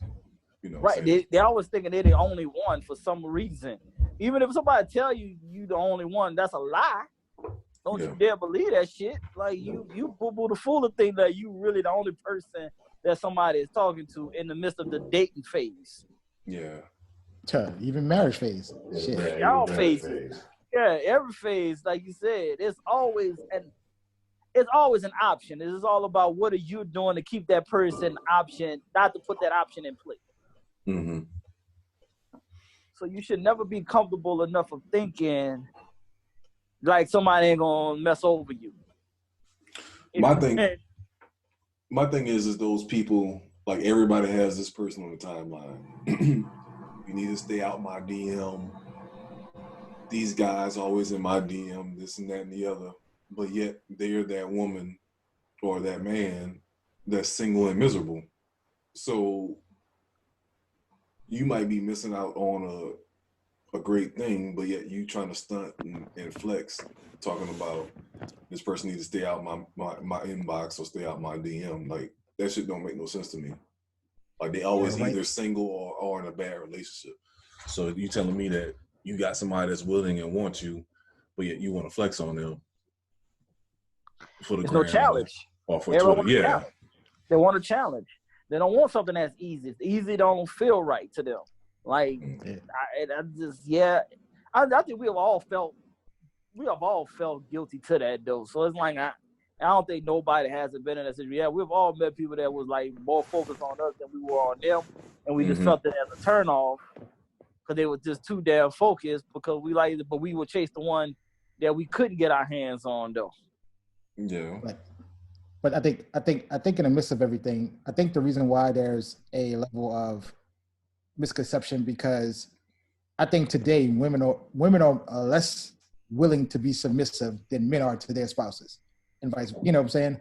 Because I think you meet a good guy, he sees a girl that's acceptable, he's willing to be like, all right, and cool. I hold around for how many years or whatever.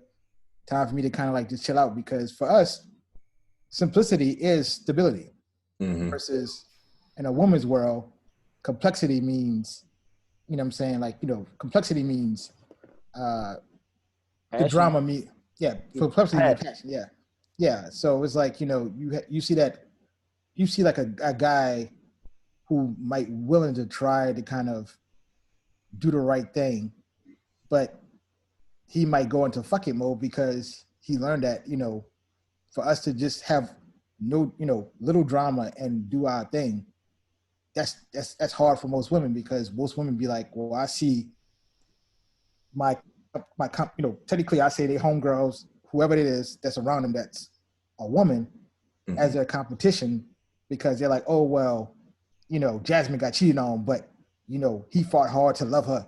And it's like, nigga, I ain't trying to do all that shit, you know what I'm saying? But right, because I'm not built like that. I don't, like you said, everybody's not the same way, so you can't expect someone else to do something was based off another relationship. You can't compare what you're doing to somebody else's situation. Or that might be the misconception for most men to kind of just say, you know what? The only way I can get this girl to give me some attention is to do something dirty, and then come back to the table. Because some women, don't get me wrong, some women would actually get their mind right just to win the battle. Yeah, that's just true. The challenge. They're like, hey, look, this is another woman. She's fucking my man. I want my man back because I don't want her to have him. So they'll do what they got to do to fix it. And then soon everything gets back cushy again. It's like right back to the same. It's the same cycle. Right. So. Exactly.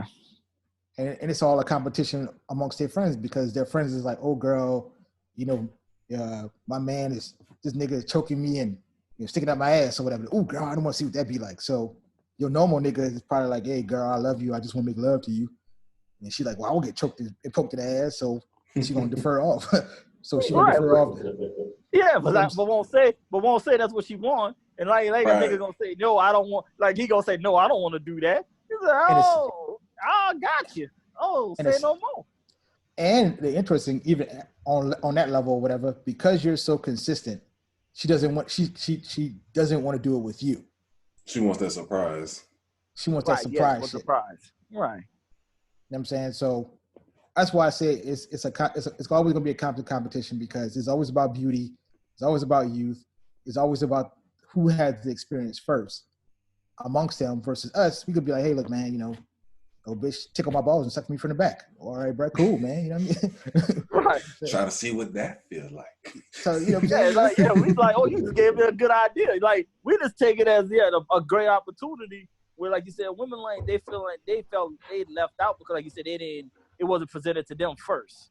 Yeah, and that's why you see the rants on social media. That's why you see it's a sprint, not a marathon. It's a sprint versus marathon mentality. Yeah, you see the flux of naked pictures on Instagram, which I do appreciate. You know what I'm saying? But it just like it's kind of like a thing of Beyonce was cool when it was just Beyonce, but now everybody looks like Beyonce. So now that shit boring. Every chick out there trying to be a hoe on the gram or social media, that shit get boring or whatever. Because if you know that most hoes that pretend to be freaks ain't necessarily really freaks. Yep. Yeah. So They're just trying to put on that image to draw you in. Yeah, just to draw you in. They talk all that talk, but they really ain't about that when it's time for that. When you meet up with them and it's time for it, then they're like, I don't do all that. But you just did all that on the ground. What the fuck? Yeah. You better gag on that dick, bitch. You know what I'm saying? Mm-hmm. Like what Dave Chappelle said, just because I'm dressed this way. You know what I'm saying? So, I mean, that's a whole thing as far as getting at, what you do for attention versus what you actually do behind closed doors. So yeah, it's definitely a competition because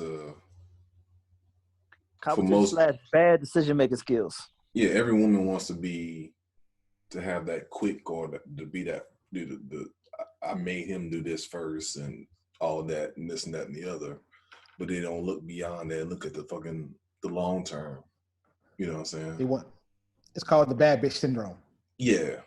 Yep. Yeah. I want to make him fall in love in 2 days versus I want him to be with me for an eternity. Yeah. So girl, I had him first. Mm-hmm. Or what Ray J song was? I hit first. Hit first? Yeah, I hit it first. Yeah. You know what I'm saying? So I don't know. It's I always said that. I mean, that's kind of actually I didn't think about that before when I was looking at the topics, but that's kind of what the podcast is built off of. Trophy versus metal.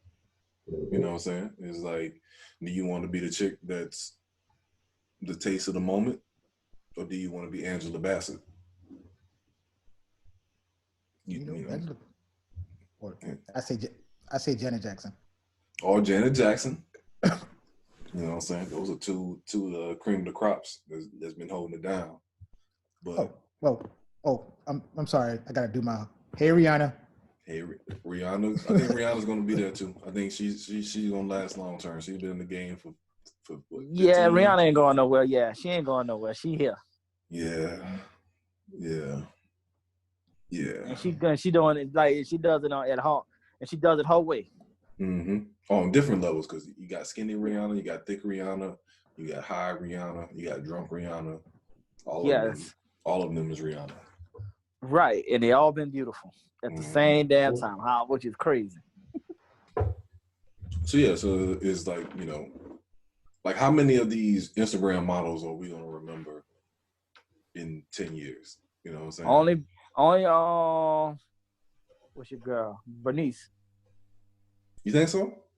That's the only one I think.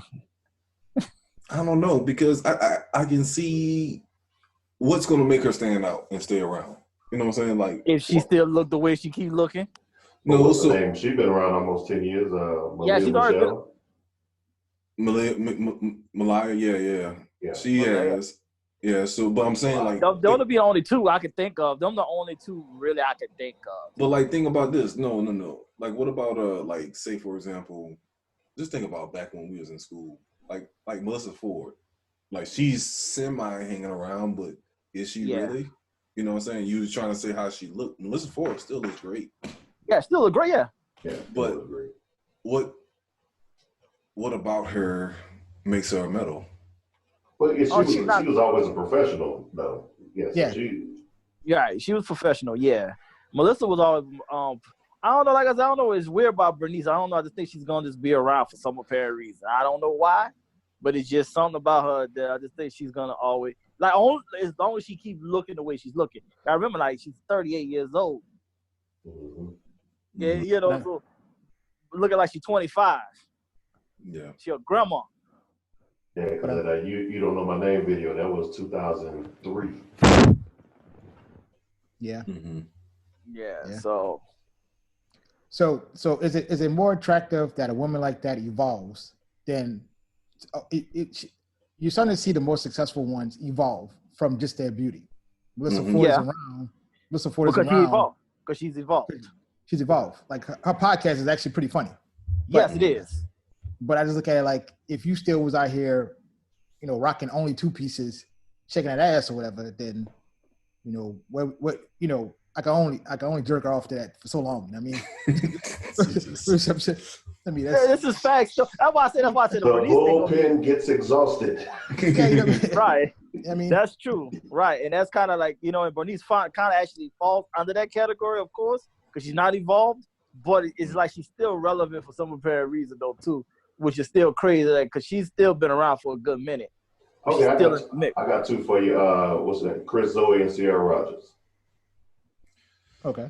But with them, they're still pretty young. So it's young. Like, they're still young. So it's they classy. Right, I'm about to say but they have personality. So I will say that. I think Chris has more personality, but they have personality beyond just their looks. So and they're trying to do businesses and do things that way and not just live off their looks. They're actually trying to build something.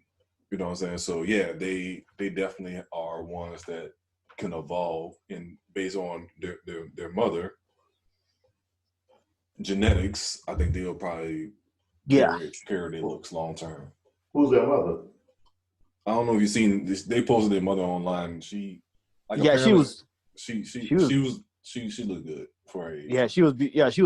Like when you will see even before the mom, she's sick now, but before she got sick, the woman still looked like she was mad young, and she's like in her 70s. Yep. Yeah. But she don't look nothing like she should be like 70. So apparently because their godfather is Willie B. So I don't know what the mother's affiliation was with the Ghetto Boys or whatever. But, getting that Willie D. Maybe. So based on their genetics, looking them down the line, they're gonna maintain. They're gonna age well. Yeah, they're gonna age very well. Mm-hmm. But I mean, but even if you take, let's just say, out of all the women, I would say probably like about a good 5% will age well. Mm-hmm. So what are other 95 motherfuckers? I mean, you could kind of say the other 95 are literally either they're going to evolve into cause they got some pretty average bitches that I think got sex appeal. I wouldn't necessarily say Kelly Rowland is a top physical being, but because something of about her, right? And her presence, their smile, they're still their but they're still personality. beautiful. The personality, and they are beautiful still. So that's kind of like you say. This may not have the body, but they have a lot of the other traits that's makes them still stand out. Kelly Rowland's smile alone will fucking make you give her whatever the hell she wants. Mm-hmm. Yeah, I'm right. The dick. So it's also the ones that's the opposite of that too. And like I say all the time, it's like the women that have the body or they have the physical looks, but they're just unattractive for whatever reason, whether it's their personality, how they dress. Yeah, ugly attitude. Yeah, for me, what's your girl name from 106 in Park? Not Free, but Roxy. Roxy. Yeah, Roxy. Roxy, I don't like Roxy, but Roxy's cute, but I don't. Physically, Roxy looks great. But just something about the way they dressed her and her personality and how she talked to me just was annoying to me. You know what I'm saying? Roxy is one. I'm trying to think of another one. Keisha Cole. Well, Keisha been chilling out lately. Keisha. Yeah, but that personality ain't Keisha. You catch Keisha on the wrong day, man. Yeah. That shit ain't right, yo. Nicki Minaj annoys me. Nicki, Nicki, Nicki. That's one for me. Is Nicki also? Nicki is beautiful. We know she built. She's a Barbie doll built, but she's still beautiful. But she just don't do nothing for me though. Yeah, she don't do nothing for me either. So it's that goes a long way. Like you said, they can have the body, but once that goes away, what's going to get you to be a medal? As to be Angela Bassett, to be, Regina Hall. You know what I'm saying? What's going to keep you long term? You know what I'm saying? That's what some of these girls are missing, is that they're good with being, what's the whole. Don't forget Regina King, too. Regina King. What's the girl name that y'all was talking about earlier with Fizz and Omarion? April, yeah, like, what's going to, like you said, she already moved on to somebody else. It's like, well, that's what the rumor going on right now. That they're saying that she's messing around already with somebody else. Yeah, so like what's going to keep her to be the hot thing long term? They ain't not gonna keep her hot for the long term. She just gonna be just a Marion baby mama. Yeah, like, are you satisfied with just being that? You know what I'm saying? So yeah, some women are. Some women want to be attached to a good man, just to always go back and say, hey, at least he's a good man. That. Yeah, Will Smith's first wife. I mean, exactly. That's a great point. And who is Will Smith's first wife? Nobody knows. Yeah, I follow on Instagram. I forget her name. Cherie? Is it Cherie? Yeah, Cherie. Yeah. Yeah, but like for the general public, how many people really know that? Not many. Everybody know Jada.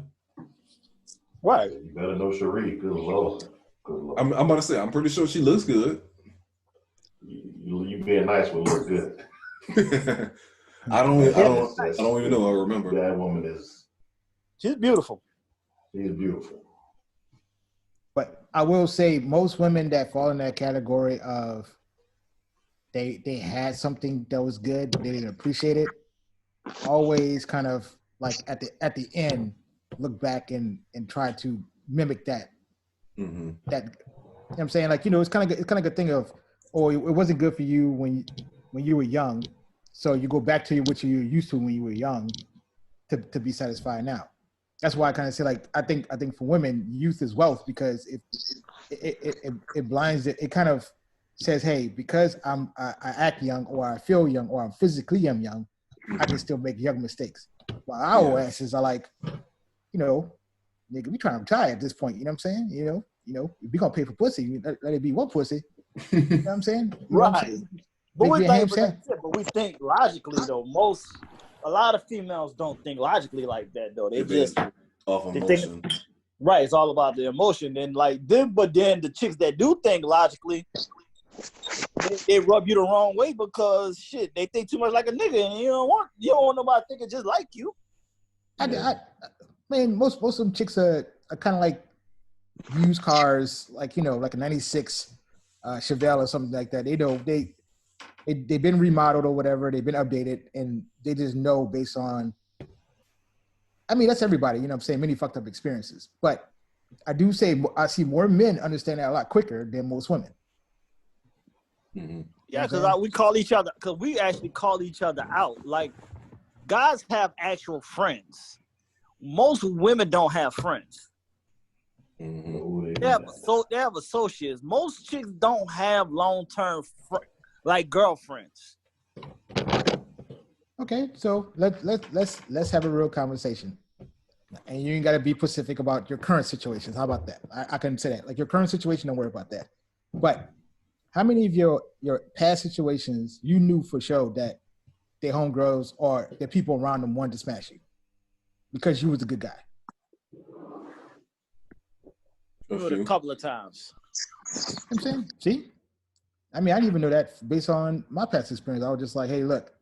Always, you know, I mean, you hear it, you'd be like, oh, you're a good man, but she doesn't appreciate it. Yeah. It's like, well, you know, why do I hear it from your homegirl, but I can't hear it from you? Mm-hmm. Yeah. So how does that work out? You know what I'm saying? But that also goes into the competition thing. It's like they're trying to they only telling you that because they're looking at the easy route. Exactly. Yeah, that's what it's all about. They already want the finished product ASAP. They don't want to put in the work. Mm-hmm. So yeah, they see that you're being good with someone else, and like, you know what I'm saying, they just want to hurry up and jump in and get the microwave situation. Mm-hmm. You know what I'm saying? So that's, like you said, it's not the work that they're putting in. They ain't trying to do that. They're just trying to get the quick way out. You know what I'm saying? Right. And I've seen where they actually get the relationship, and then when they get in the relationship, they don't want it no more. Exactly. Now, once they finally get like, this ain't what I really want to sign up for. Yeah, I gotta do all this shit. Oh hell no. What up, twin? What up, baby? What happened? Not much, man. So, good question. So, what's the? I'm sorry, I'm late. What's the topic right now? We're just talking about relationships as far as how much work people are willing to put into a relationship. Oh, gotcha. So, yes, sir. And the competing trend of women. Yeah. Yeah. So women compete. Oh yeah. And how sloppy they compete versus men. Men who we kind of like, all right, cool, you got a good girl. Congratulations, my nigga. But even if I was like this, even if they do have some foul niggas who would be like, hey, look, I want what you want. You know what I mean? Mm-hmm. Mm-hmm. But normally that goes to a chick. I will say like this. Normally a nigga would be like, I want what you want. Normally it'd be like, hey, look, she's a good girl. She shines. She's that trophy, you know what I'm saying? And that rare sex appeal that's outside of the norm where they be like, hey, y'all might be homeboys, but he sees her as an object of, lust. You know what I'm saying? Even though she's not even doing anything. But that happens, when it does happen, real shit happens. But I think in a woman's world, in that same mindset, it's kind of like a thing of you'll see that shit and they'll still be friends. Even after the situation. You know what I'm saying? They'd be like, hey, that was a wild situation.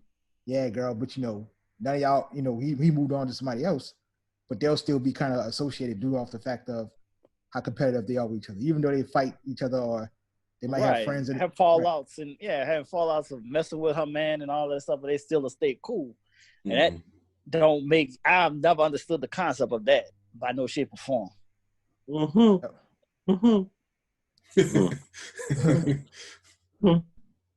Yeah, so that just I don't know. I don't know. I don't register that at all. But I've had too many conversations, and y'all know I have my fair share of female friends, so I've heard all the recklessness of dramas in relationships with you, and I'm just sitting there listening to the stuff they saying, and like I just shake my head and I try to give advice, but then I've gone to the point now I just let them talk and I just mind my own damn business.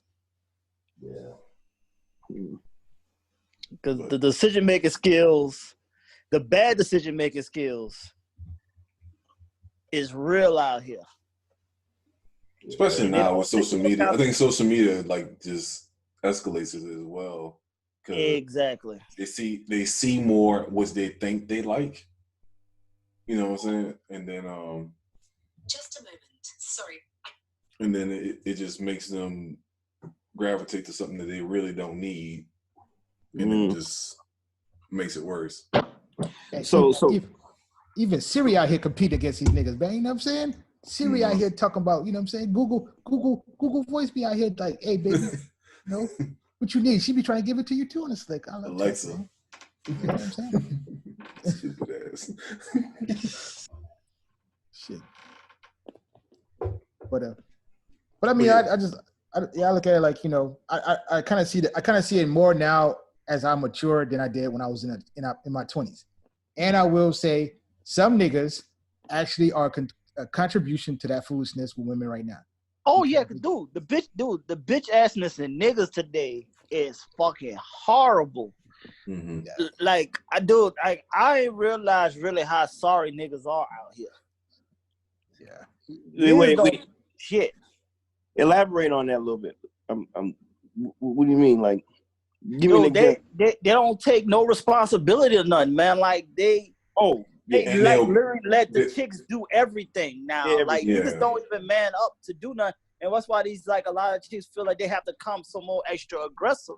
Because niggas don't do nothing. Like, these guys out here want to be babies. Like, they want to be taken care of.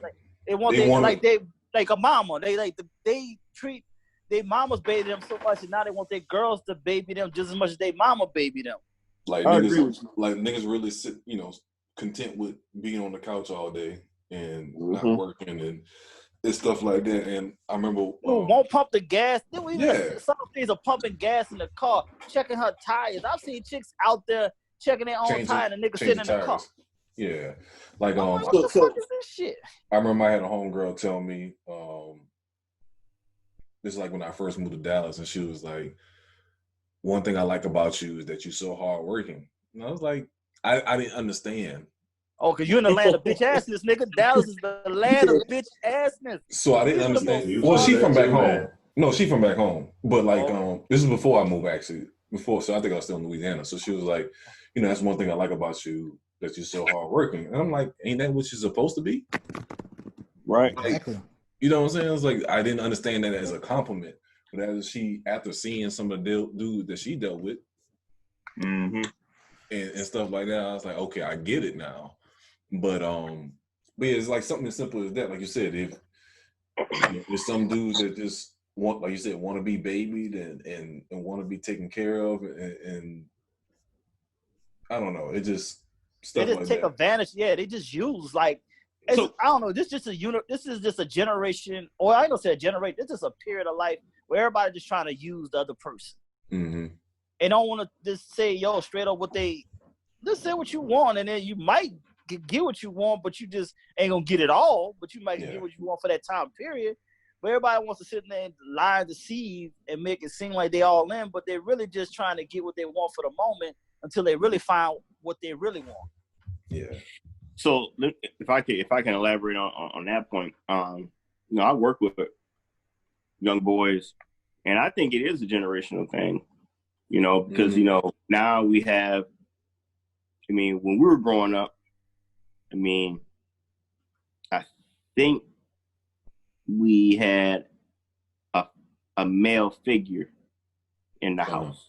Yeah. Yeah. Whereas today, that's not the case. And I think that, because I asked myself, like, where did this come from? Just like Batman, you just said, like, how do I take that as a compliment? I mean, it's something that you saw. It's something that's expected of you. And that's I think because I had male figures in my life. Right. And I think that contributes to why, especially as African American males, why some of us are just deadbeats and want to be taken care of, and a woman is in pressure to take on everything. So, but I will contradict that point, because I think it's technically, at the end of the day, you can actually say that you've seen people that actually had a two-parent household. They still will fuck ups. Yeah. So no, I agree with you. No, I agree with that. But I think at some point, I think for all of us, at some point in our lives, we kind of looked at it and was like, what do we want? And then we move forward towards that goal where, the guys that are actually still out there lost or whatever, they literally are lost. Right. They have no idea what they want. Right. Right. So, but then again, how can they be lost and then they get with a woman who always be lost? So you got two lost individuals. Yeah, that's the thing. The blind leading the blind. That's a lot of that out here, though. You got a lot. Them the ones that be together though for the longest. The blind leading the blind. One, because but you even make that point to where it's like, ask your girl about what she want to eat. Then she says she don't know. Then you give the recommendation. Then she say, I don't want that. And like, bitch, fucking make up your mind. You don't know. So you want me to be a man, or do you want me to be this guy? You know what I'm saying? Whatever. But then again, she'll go on social media and be like, oh yeah, oh boy, girl, man took him to Ruth Chris. Like, motherfucker. You know what I'm saying? Like, who, how long? But like you said, you like this, you name something expensive, then they all in. Now, if you just name something basic, even if they don't even want it. They don't want that. So that's the thing, though. It's about, then that's the other thing, too. It's about what is it you're presenting. Yeah. But it also goes back to what you were saying as far as keeping up with the young. Oh, well, these youngsters like this, too. So I'm going to go ahead, even though I may not want it, but I'm going to go ahead and roll with it. Yeah, we all deal with women. I mean, they can't make up their mind about hair products. They can't make up their mind about shoes. They can't make their mind about food. Like, you ask if you're hungry, what you want to eat? I don't know. What you got a taste for? I got a taste for this. Let's eat here. No, I don't want that. Well, what the fuck do you want? when they're young, they want big dick. When they get older, they say they don't want that much of a big dick. You know what I'm saying? You know what I'm saying? Like you hear like so many intangibles. It's always this or that, and it's still about them. Is at the same time too. They'll say they won't do this and do that. Then this one particular person come along and they did everything opposite of the shit they said they wouldn't do. Yeah. So on that note, trying to mimic what other people do. So the moment they stop doing that shit, they're gonna find what they want if they just actually go along with what they like, rather than worry about what other people think. Yeah. Cause that's their problem. They worry about what other people think, and they selling themselves short because they're trying to copy what other people are doing out here, rather than actually think, rather than just doing their own thing. Copy other people's success versus their own. Yeah. Right. Be original. You being original will succeed. That's what's gonna work for you is you doing what you want to do, not what you see what other people do. All my life. So and so went on a trip. Well, how come we don't go somewhere? Yeah. You said what, Anthony? No, I said some of the things that they'll bring up in their own relationship, looking at somebody else's like, well, so and so went on this trip. Why? How come we can't do something like that? Mm-hmm. Because we broke, bitch. That's why. Fucking spending my money on Amazon, goddammit. Shit, Bad Body Works. Victoria's Secrets. $40. Yeah. Right. Shit. We keep having all these goddamn kids, or hey, you won't, or like, hey, somebody need to get a better job in here. We ain't gonna say who. You know what I'm saying? Fashion Nova and shit, you know what I'm saying? Fucking leggings. Shit, god damn. So, Twin, you missed the top 10 side chick Christmas gifts. So that's what it was. Nah, he don't need no part of that right now. He got mind his goddamn business. Nah, he don't need to know nothing about that. Sean he need to tread lightly in these streets. So he ain't need to know nothing about that at all. Hey, he might want to get free listen to that later. Dad, I want to come out. Dad, I want to come out and play. Hey man, he can Daddy get free Rowe, I want to come out and play. Can I come out and play, Daddy Rowe? Hey man, you like this. The conversation we having now, you good to go. You ain't even no part of that conversation. But he can get free stepping lessons. See? Exactly. You don't say I know. That's the thing. He's already been in those scenarios and situations already. When he got looked at crazy by, you got some of them mamas already looking at him sideways. He don't need them problems. You know what I'm saying? We got free basketball training. We got free step lessons. You know what I'm saying? We got free technology, free Dallas Cowboy gear. You know, hey man, I'm not giving it. I ain't giving that shit away. Fuck rates. That. You say you ain't giving that away, huh? Nah, fuck that. You know what I'm saying? You gotta earn that. You gotta do something. You gotta swirl on my dick from the back or some shit before I do that shit. Fuck that. Nigga need tricks. This fucking trick pony ass nigga. You need to earn that Jerry Jones suite. Yeah. Fuck that. You know what I'm saying? Yes, who said that? Yes, indeed. Stupid. Well, maybe I'll share something in the group me about the gifts. Yeah, come up with your own top 10. I come on my own top 10. Mm-hmm. That's why I posted on Instagram the other day. It's like, I had one person say Red Lobster. I had one person say oh, that Red Lobster was me. Yeah, it was you. And then cheddar biscuits, bro. You know what I'm saying? That's all you can get. Jimmy Robichaux, another podcast friend of ours, he was like, whatever your main chick didn't like of her gifts last year, give it. Shout out to Jimmy. Yeah, that's a good one. That's a good one. He like, whatever she didn't like from the gifts last year, give it to the side chick. You know what I'm saying? She appreciate it. All right, I respect it. Mm-hmm. So yeah, we'll I think I posted in the chat, but yeah, definitely put it in your own list. It might help somebody out in this time of year. Yes, indeed. I got one gift already. What? Holiday dick. Holiday dick. See, exactly. Them damn government twins, them two. We on the same damn page. Yeah, I know. Hey, man! Right now, Twin could give like Grubhub coupons, Grubhub promo codes and shit. Oh, bro, you just took the words out of my motherfucking mouth. There we go. We don't need one of Twin powers kicking in right now. Hey man, we come back to Dallas, bro. You know what I'm saying? Come on. Hey man, check out Knockouts. That shit was off the chain. Yes. The talking about the bar, right? Yeah. Oh yeah. Definitely going back there again. Well, yeah. Wait, which one was that y'all went to again? That's the one that was. It was the one there, the one downtown, right, bro? Yep. They had Thanksgiving written all over it. I'll send it back in the chat. Lord, yeah. I remember it. I'm telling you, that place right there. I'm like this. I'm gonna compare because they got one over here by my house, but I don't think it's gonna be like that one because I thought y'all was at a strip club when I saw that one. I thought I was wondering if they were taking applications. Shit. Let me clean the table. Shoot. Let me the way how they was dressed.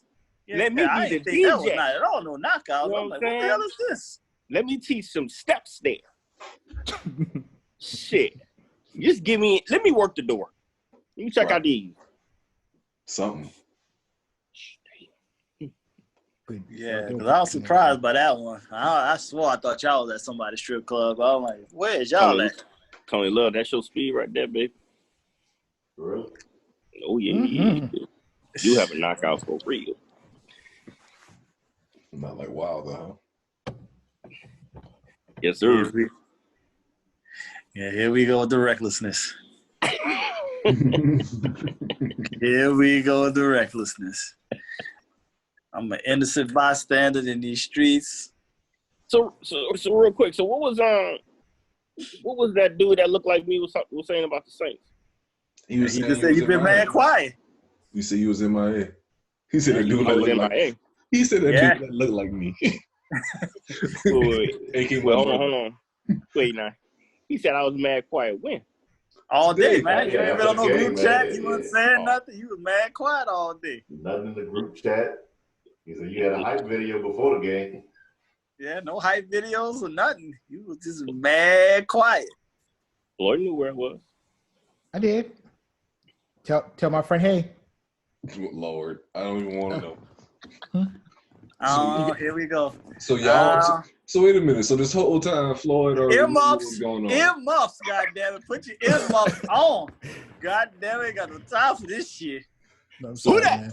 So Floyd knew what was going on. So this whole time when Jason was talking shit, Floyd just over there just quiet, knowing what's going on. No, I text Twin. I said, hey, your brother talking shit on the chat. It's cool. I draw him in. I ain't worried about it. Y'all too I ain't worried about it. My thing is this though. So when the Saints are playing, I mean, I got no obligation to call him. My team is playing. You need to call me. He said he wasn't even in the group chat because sometimes he'd be all in the group chat. He said he was just mad quiet. He didn't see no documentation of you nowhere. I'll tell y'all some commentary. So there was a guy I was watching the game in peace, and this guy kept heckling me, and I said, "Tell you what, man, look, put your money where your mouth is at." You know what I'm saying? I said $400, Saints win. He was like, I don't know about that. He said, you don't got no $400. Man, put up or shut up. So I was there, and I think I got phone with you at that point. But I was enjoying the game, though. I actually thought we was going to win. Yeah, I mean, yeah, it definitely was a good game, a good-ass game. Yeah, it was a good game. And here's the thing. You know what? If I can share my piece on the Saints, here's the deal, man. The Saints are the best team in the NFC, hands down. Period. We hung in that game. We lost Jared Cook. We didn't have Pete. We didn't have Armstead, and we didn't have our two fast linebackers, Klein and Alonzo. Mm-hmm. So with all those injuries, I mean, I felt we competed and still to be in the game. Here's the thing, bro. We should have won the game. And here's the thing. It's two penalties. I ain't gonna cry about it, but it's two penalties that, in my opinion, kind of changed the trajectory of the game. Now, I can I can live with the non-pass interference call on that fake punt. Mm-hmm. But golly, bruh, the helmet, bruh, his chest touched his helmet. It wasn't helmet to helmet. Mm-hmm. But that right there gave that play right there breathed new life into the 49ers. Because the Saints, we pretty much had control of the game up until that point. But that's okay though. Dude, but that early 2-point conversion was uncalled for too, though. You know what? I agree with you. Now, if there's something that I did not agree with Sean Payton, I wanted to smack them little skinny ass lips off his fucking face. The hell are you going for 2 this early? It's too early to go for 2. Yeah. I will say, the game did get better when a girl unzipped her jacket and showed them titties. I didn't know she had it like that. Who? Hey, Rihanna. What are you talking about? Yeah, what chick you talking about that they're doing the game? Man, it was at this bar over here. Oh Lord. Oh my God. This dude here. I'm about to say, this nigga, he gonna just bring up like we think it's happening at the game or some shit. We all like, who? We all befuddled here. And here he go. All right, we good now. All right. Yeah. y'all two is trouble, boy. Y'all, I don't even know what the hell y'all be going through. What the hell are you talking about? I did it with you, and I'm gonna do it with Tony Love too. It was a chick I was watching that game.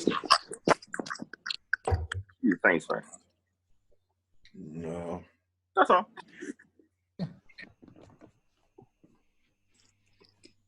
Hey man, this is a podcast. Don't go there. My bad. It could be edited out. Yeah. That's it. Shout out to Rashawn finally putting his video on. Yeah, I'm saying. I see you, Oat. Yeah, man. Yeah, y'all all wild. Y'all need Jesus, man. Why the hell? Come on now.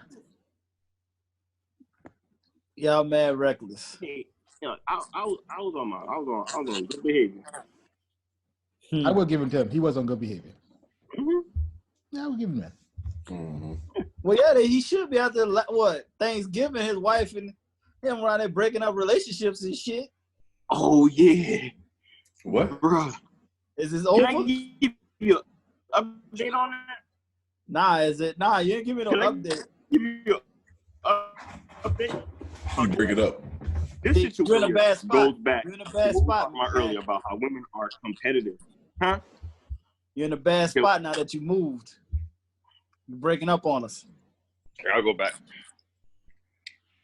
Can you hear me now? Yeah, it's better now. No, I said that what happened on Thanksgiving Day kind of goes back to that competitive vibe. Exactly. How women are competitive and how they insecure. And my wife, the person that she is, she trying to get this cooking done. And her name is Lori, and his name is Eric. We give no names. We give no names on the podcast. All right, so person A and B, we know, live down the hall. Dawn was trying to get she's doing all this cooking, so she wanted to use an additional oven. She went downstairs to use the oven in the party room. Mm-hmm. That one was taken. So she saw person A. Person A knows my wife. Person A, my wife knows person B. You know what I'm saying? I mean, we've hung out. We've been invited to certain events and what have you. So my wife asked person A, hey, can I use your oven? Yeah. Person A was like, cool, sure. Well, person B, which is the opposite sex, female, looking at him like, for real? You gonna let her? Yeah. So I go down there to go get our chicken. I can hear them arguing. Damn. Person B was like, and you don't even have my pancakes done. You can't even do that. So anyway, updating. Y'all just making a happy holiday. Huh? Nigga, they were blowing up holidays, nigga. They was right there. They was bringing up homes. I told my wife, I said, well, you probably should have talked with person B. Yeah. Person B before you made a move like that. No matter how comfortable you are, person B may not be that comfortable with you doing that. And I'll say this, Rashawn, I told her this too. I think person A got a crush on wifey, which is you know. Well, like you said, remember now we were talking about, like you said, person B. Remember, she's a former cheerleader for the Vikings and the doggone Timberwolves. Oh yeah. And she has no kids. She's in her 50s. This couple is in their 50s. Oh, but they're young thing. She's still, the chick is still on point though. So she a fitness instructor and everything right now.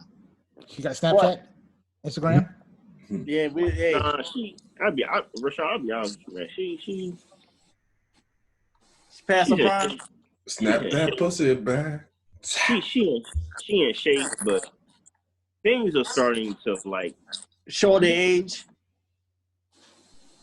Yeah, things are starting to loosen up. Gotcha.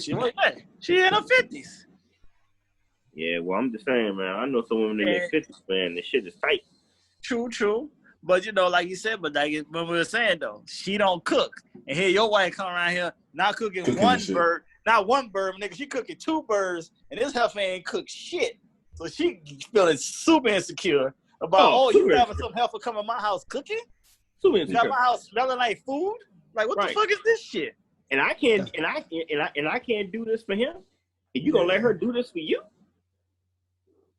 Yeah, that's the competitive thing I was talking about. Yeah, so it's like she feel like she's been upstage and then like I said, to come in her house to do it without him, because he just moved, like they were saying, he just moved out there to live with the chick. So wife came through. So they around there was blowing up people's Thanksgiving and stuff. Wife, his wife coming there being domestic, and this man looking at her like, oh shit, she cooking 2 birds. I can't get this heifer to cook. Fuck me a fucking bowl of grits. Yeah. Shit. She might cooking 2 damn birds. Like, oh shit, she's something else here. So I saw person A, I want to say Monday. He was sitting in the party room, and I say, hey man, everything all right? He was like, man, she's still tripping. Damn. Acting like an old bird that been scoring. Yep, and I was telling him that too. Like, she's been through too much, man. She, like I said, she, at that age had no kids, never been married. Well, no, been married before, huh? I don't know. I don't think so. No, okay, that's right. I don't think she has, but we knew he's been married and got a bunch of kids, but he got 5. Right, but she's never been in that life, right. So she's so right, but she ain't never done that stuff, so she's still feeling some kind of way. I'll go to show you that. She's trying to get I'll go to show you that they feel they get humbled by youth. When something youth come around, even though it was like even though it was on the innocent level, because what I'm saying, yada yada yada. Now all of a sudden, now she got to get right. I bet she cooking now. But the motherfucker cooking now. She making a ham sandwich now. She probably can't cook at all, though. That's the problem. I'll be honest with you. I don't think she can cook, bro. Right. That's what I'm saying. I don't. She's intimidated by that. Yeah, but she gonna learn how to cook now. To be honest with you, I don't think she can. I don't shredded chicken. I don't think she can put in the salad.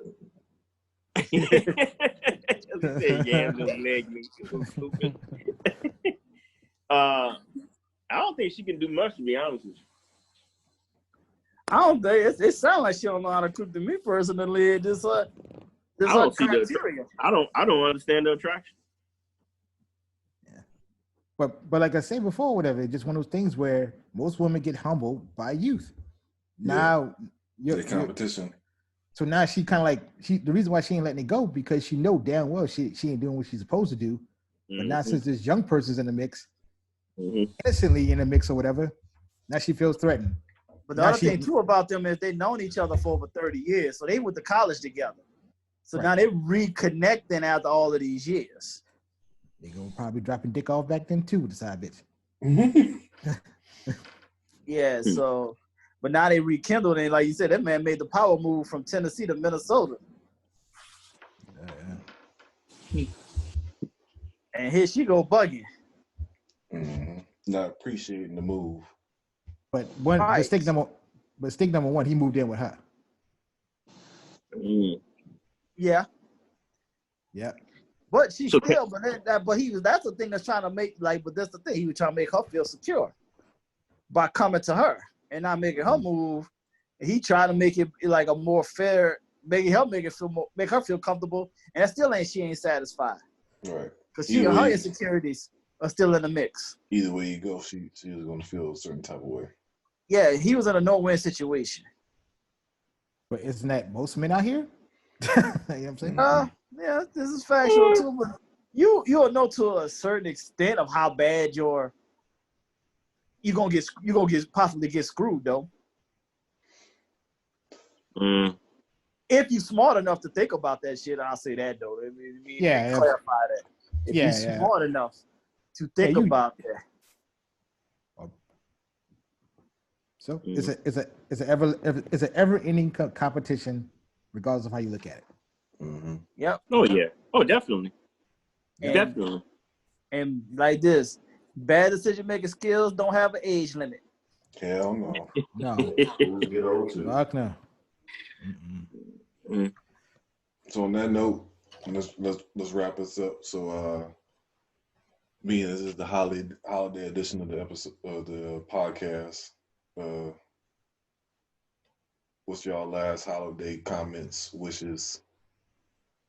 Going into Christmas. We're gonna start off. Let me start it off the real side. I hate the holidays. I'm waiting for this shit to be over with. Now y'all can say all the nice, happy, joyful shit from this point on now. Uncle Scrooge has spoken. Raheem Goodell. Bath and Body Works sprays can't hide stinky pussy. Jesus. That's my quote for today. Your shit Only stinks. cigars do. What you say, Anthony? Only cigars. Twin, what's your holiday comments? Hold on, I gotta go in another room. Okay, on that, while you're waiting on that, Tony Love, what's your holiday comments? I just hope everybody gets what they want. That's my comment to that. Side pussy? Yeah.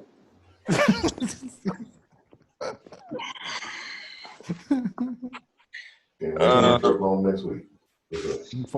Hey man, everybody just go ahead and donate $40. 350s and 820s. I think for me it's I don't care what it. Well, I don't want to say I don't care, but in everything that I touch, anything it could be my job, it could be the step ministry, it could be the tithe, it could be my wife, child, anything I touch, I just want happiness. Happiness.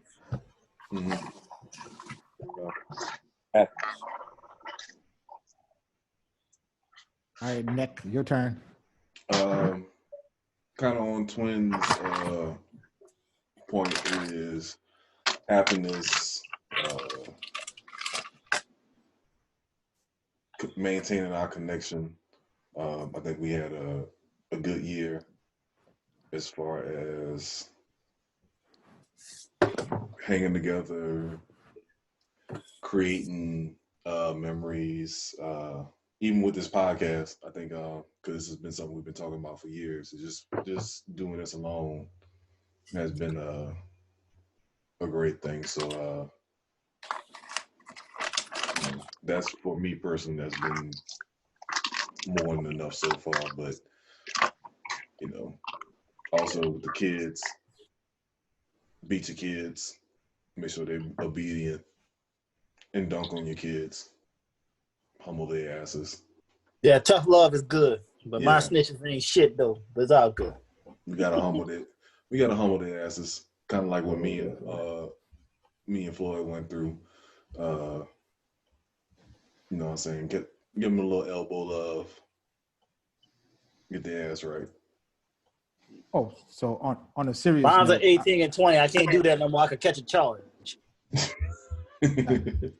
I will say on a serious note that I will say there is a huge importance in men should have these type of conversations, because in society or whatever, you know, they'd say that, hey, we supposed to be, you know, on our own will, kind of like whatever. So it's actually therapeutic in a way to have this type of conversation with other men, knowing that you're not the only one going through, you know, your problems. You know what I'm saying? Yeah. You know what I mean? You know what I'm saying? I agree with that. So I will say that that'll be like the thing, like, hey, go look for that. If you don't have that, go look for that, and you know, appreciate it, because you know it can actually change a lot of things. Because I think there's a lot of guys out here that kind of like we mentioned earlier, is that they're deadbeats because they don't have that open conversation, because they don't know how to handle it and deal with it. So like they just run away from it.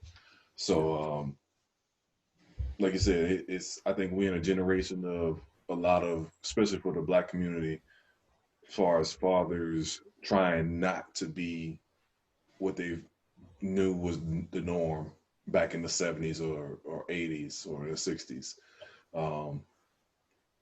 I got a lot of friends that dad wasn't around, and their whole objective now is to be a good father or be around other good fathers so they can show their kids better than what they grew up with. So that goes a lot into the holiday season as far as not living on a dream. So I'm pretty sure there's a lot of people that grew up with false hopes and false dreams on Christmas Day, and then their parents, you know, father/mother not being around. So that's a good point, Floyd, as far as, like you said, having that open conversation and being around other people that have that same aspect and same point of view. Yeah. I think I mean, I would say pretty much that was my thing last year when we all kind of met.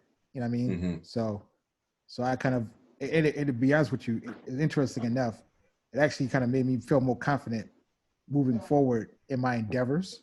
Mm-hmm. And organize, you know what I'm saying, a couple of things. So I would say, you know, if you ain't got nobody to speak to, there's a bitch out there to do that for you. But you know, if you can find, you know what I'm saying, like a group of guys or whatever that have a genuine conversation, I take that over a random side chick. Yeah, like you said, it's good to have support in a group of people that can have all, you know, similar views. I know we don't always agree on everything, but for the most part, we're on the same page. You know what I'm saying? It's you can't have a group of people around you that's just on some whole different shit. Right. We're not no yes guys. Like we respect each other's different views, good or bad. And we enlighten each other. We'll learn some things from each other. That's another thing too. Like none of us are embarrassed of learning something new from each other. And we don't put nobody down for not knowing something. Like we school each other, and you know, we learn from it, we keep it moving. And like I said, shoot, y'all, I know I'm the oldest of the clique, but shit, I still learn shit from y'all cats. Like y'all, you know, y'all help me out to see things differently. Y'all know I'm the dark cynical one. So, you know, some of y'all be trying to bring the light into my life. It gets dim real quick.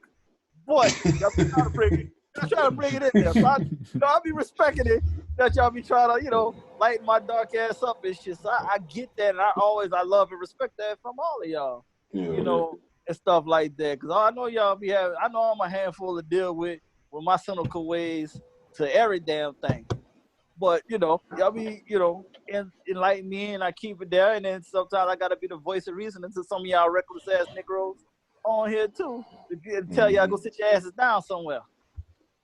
So I can't go back to Denver? Hell no. God damn. I thought that was the next trip though. Nah, nigga. No. Don't even encourage that. I thought that's what we said. I thought we're going over with them. Well, that's y'all day. Hey, well, I know. No. Now that we know, no, nigga, it's bad. Okay, was it Vegas? Was it Vegas? Wrap that newspaper up and slap him across his forehead. Yeah, man, we ain't got no time for no Denver no more. You already damn near lost half of everything. Go sit your head down or somewhere. No, leave Denver alone. But she said she could, but she sucked me from the back and tried to mute up. Be like, you got it that part. On that note, you missed your opportunity. You missed your opportunity. That's all I can tell you. Hey, I have not talked to that situation in 2 weeks now. And tomorrow's that's so goddamn long. That's impressive, man. That's impressive. And tomorrow's her birthday. And tomorrow's her birthday. Don't encourage it. Exactly. Tomorrow's her birthday. She is sad. She is heartless. Oh, she part of this heartless crew. Nah. On that note, we wrapping up. Yeah, man. Yeah. So what time next week? Same time. We'll be same time next week. So 7:00. Normally it's 7:00, man. All right. Last reckless words for you, FreddieTiffani, Floyd. Girls should swallow more. Jesus Christ. Tony Love. You asked for that one. They should swallow more. Tony Love, last words. I can't follow that.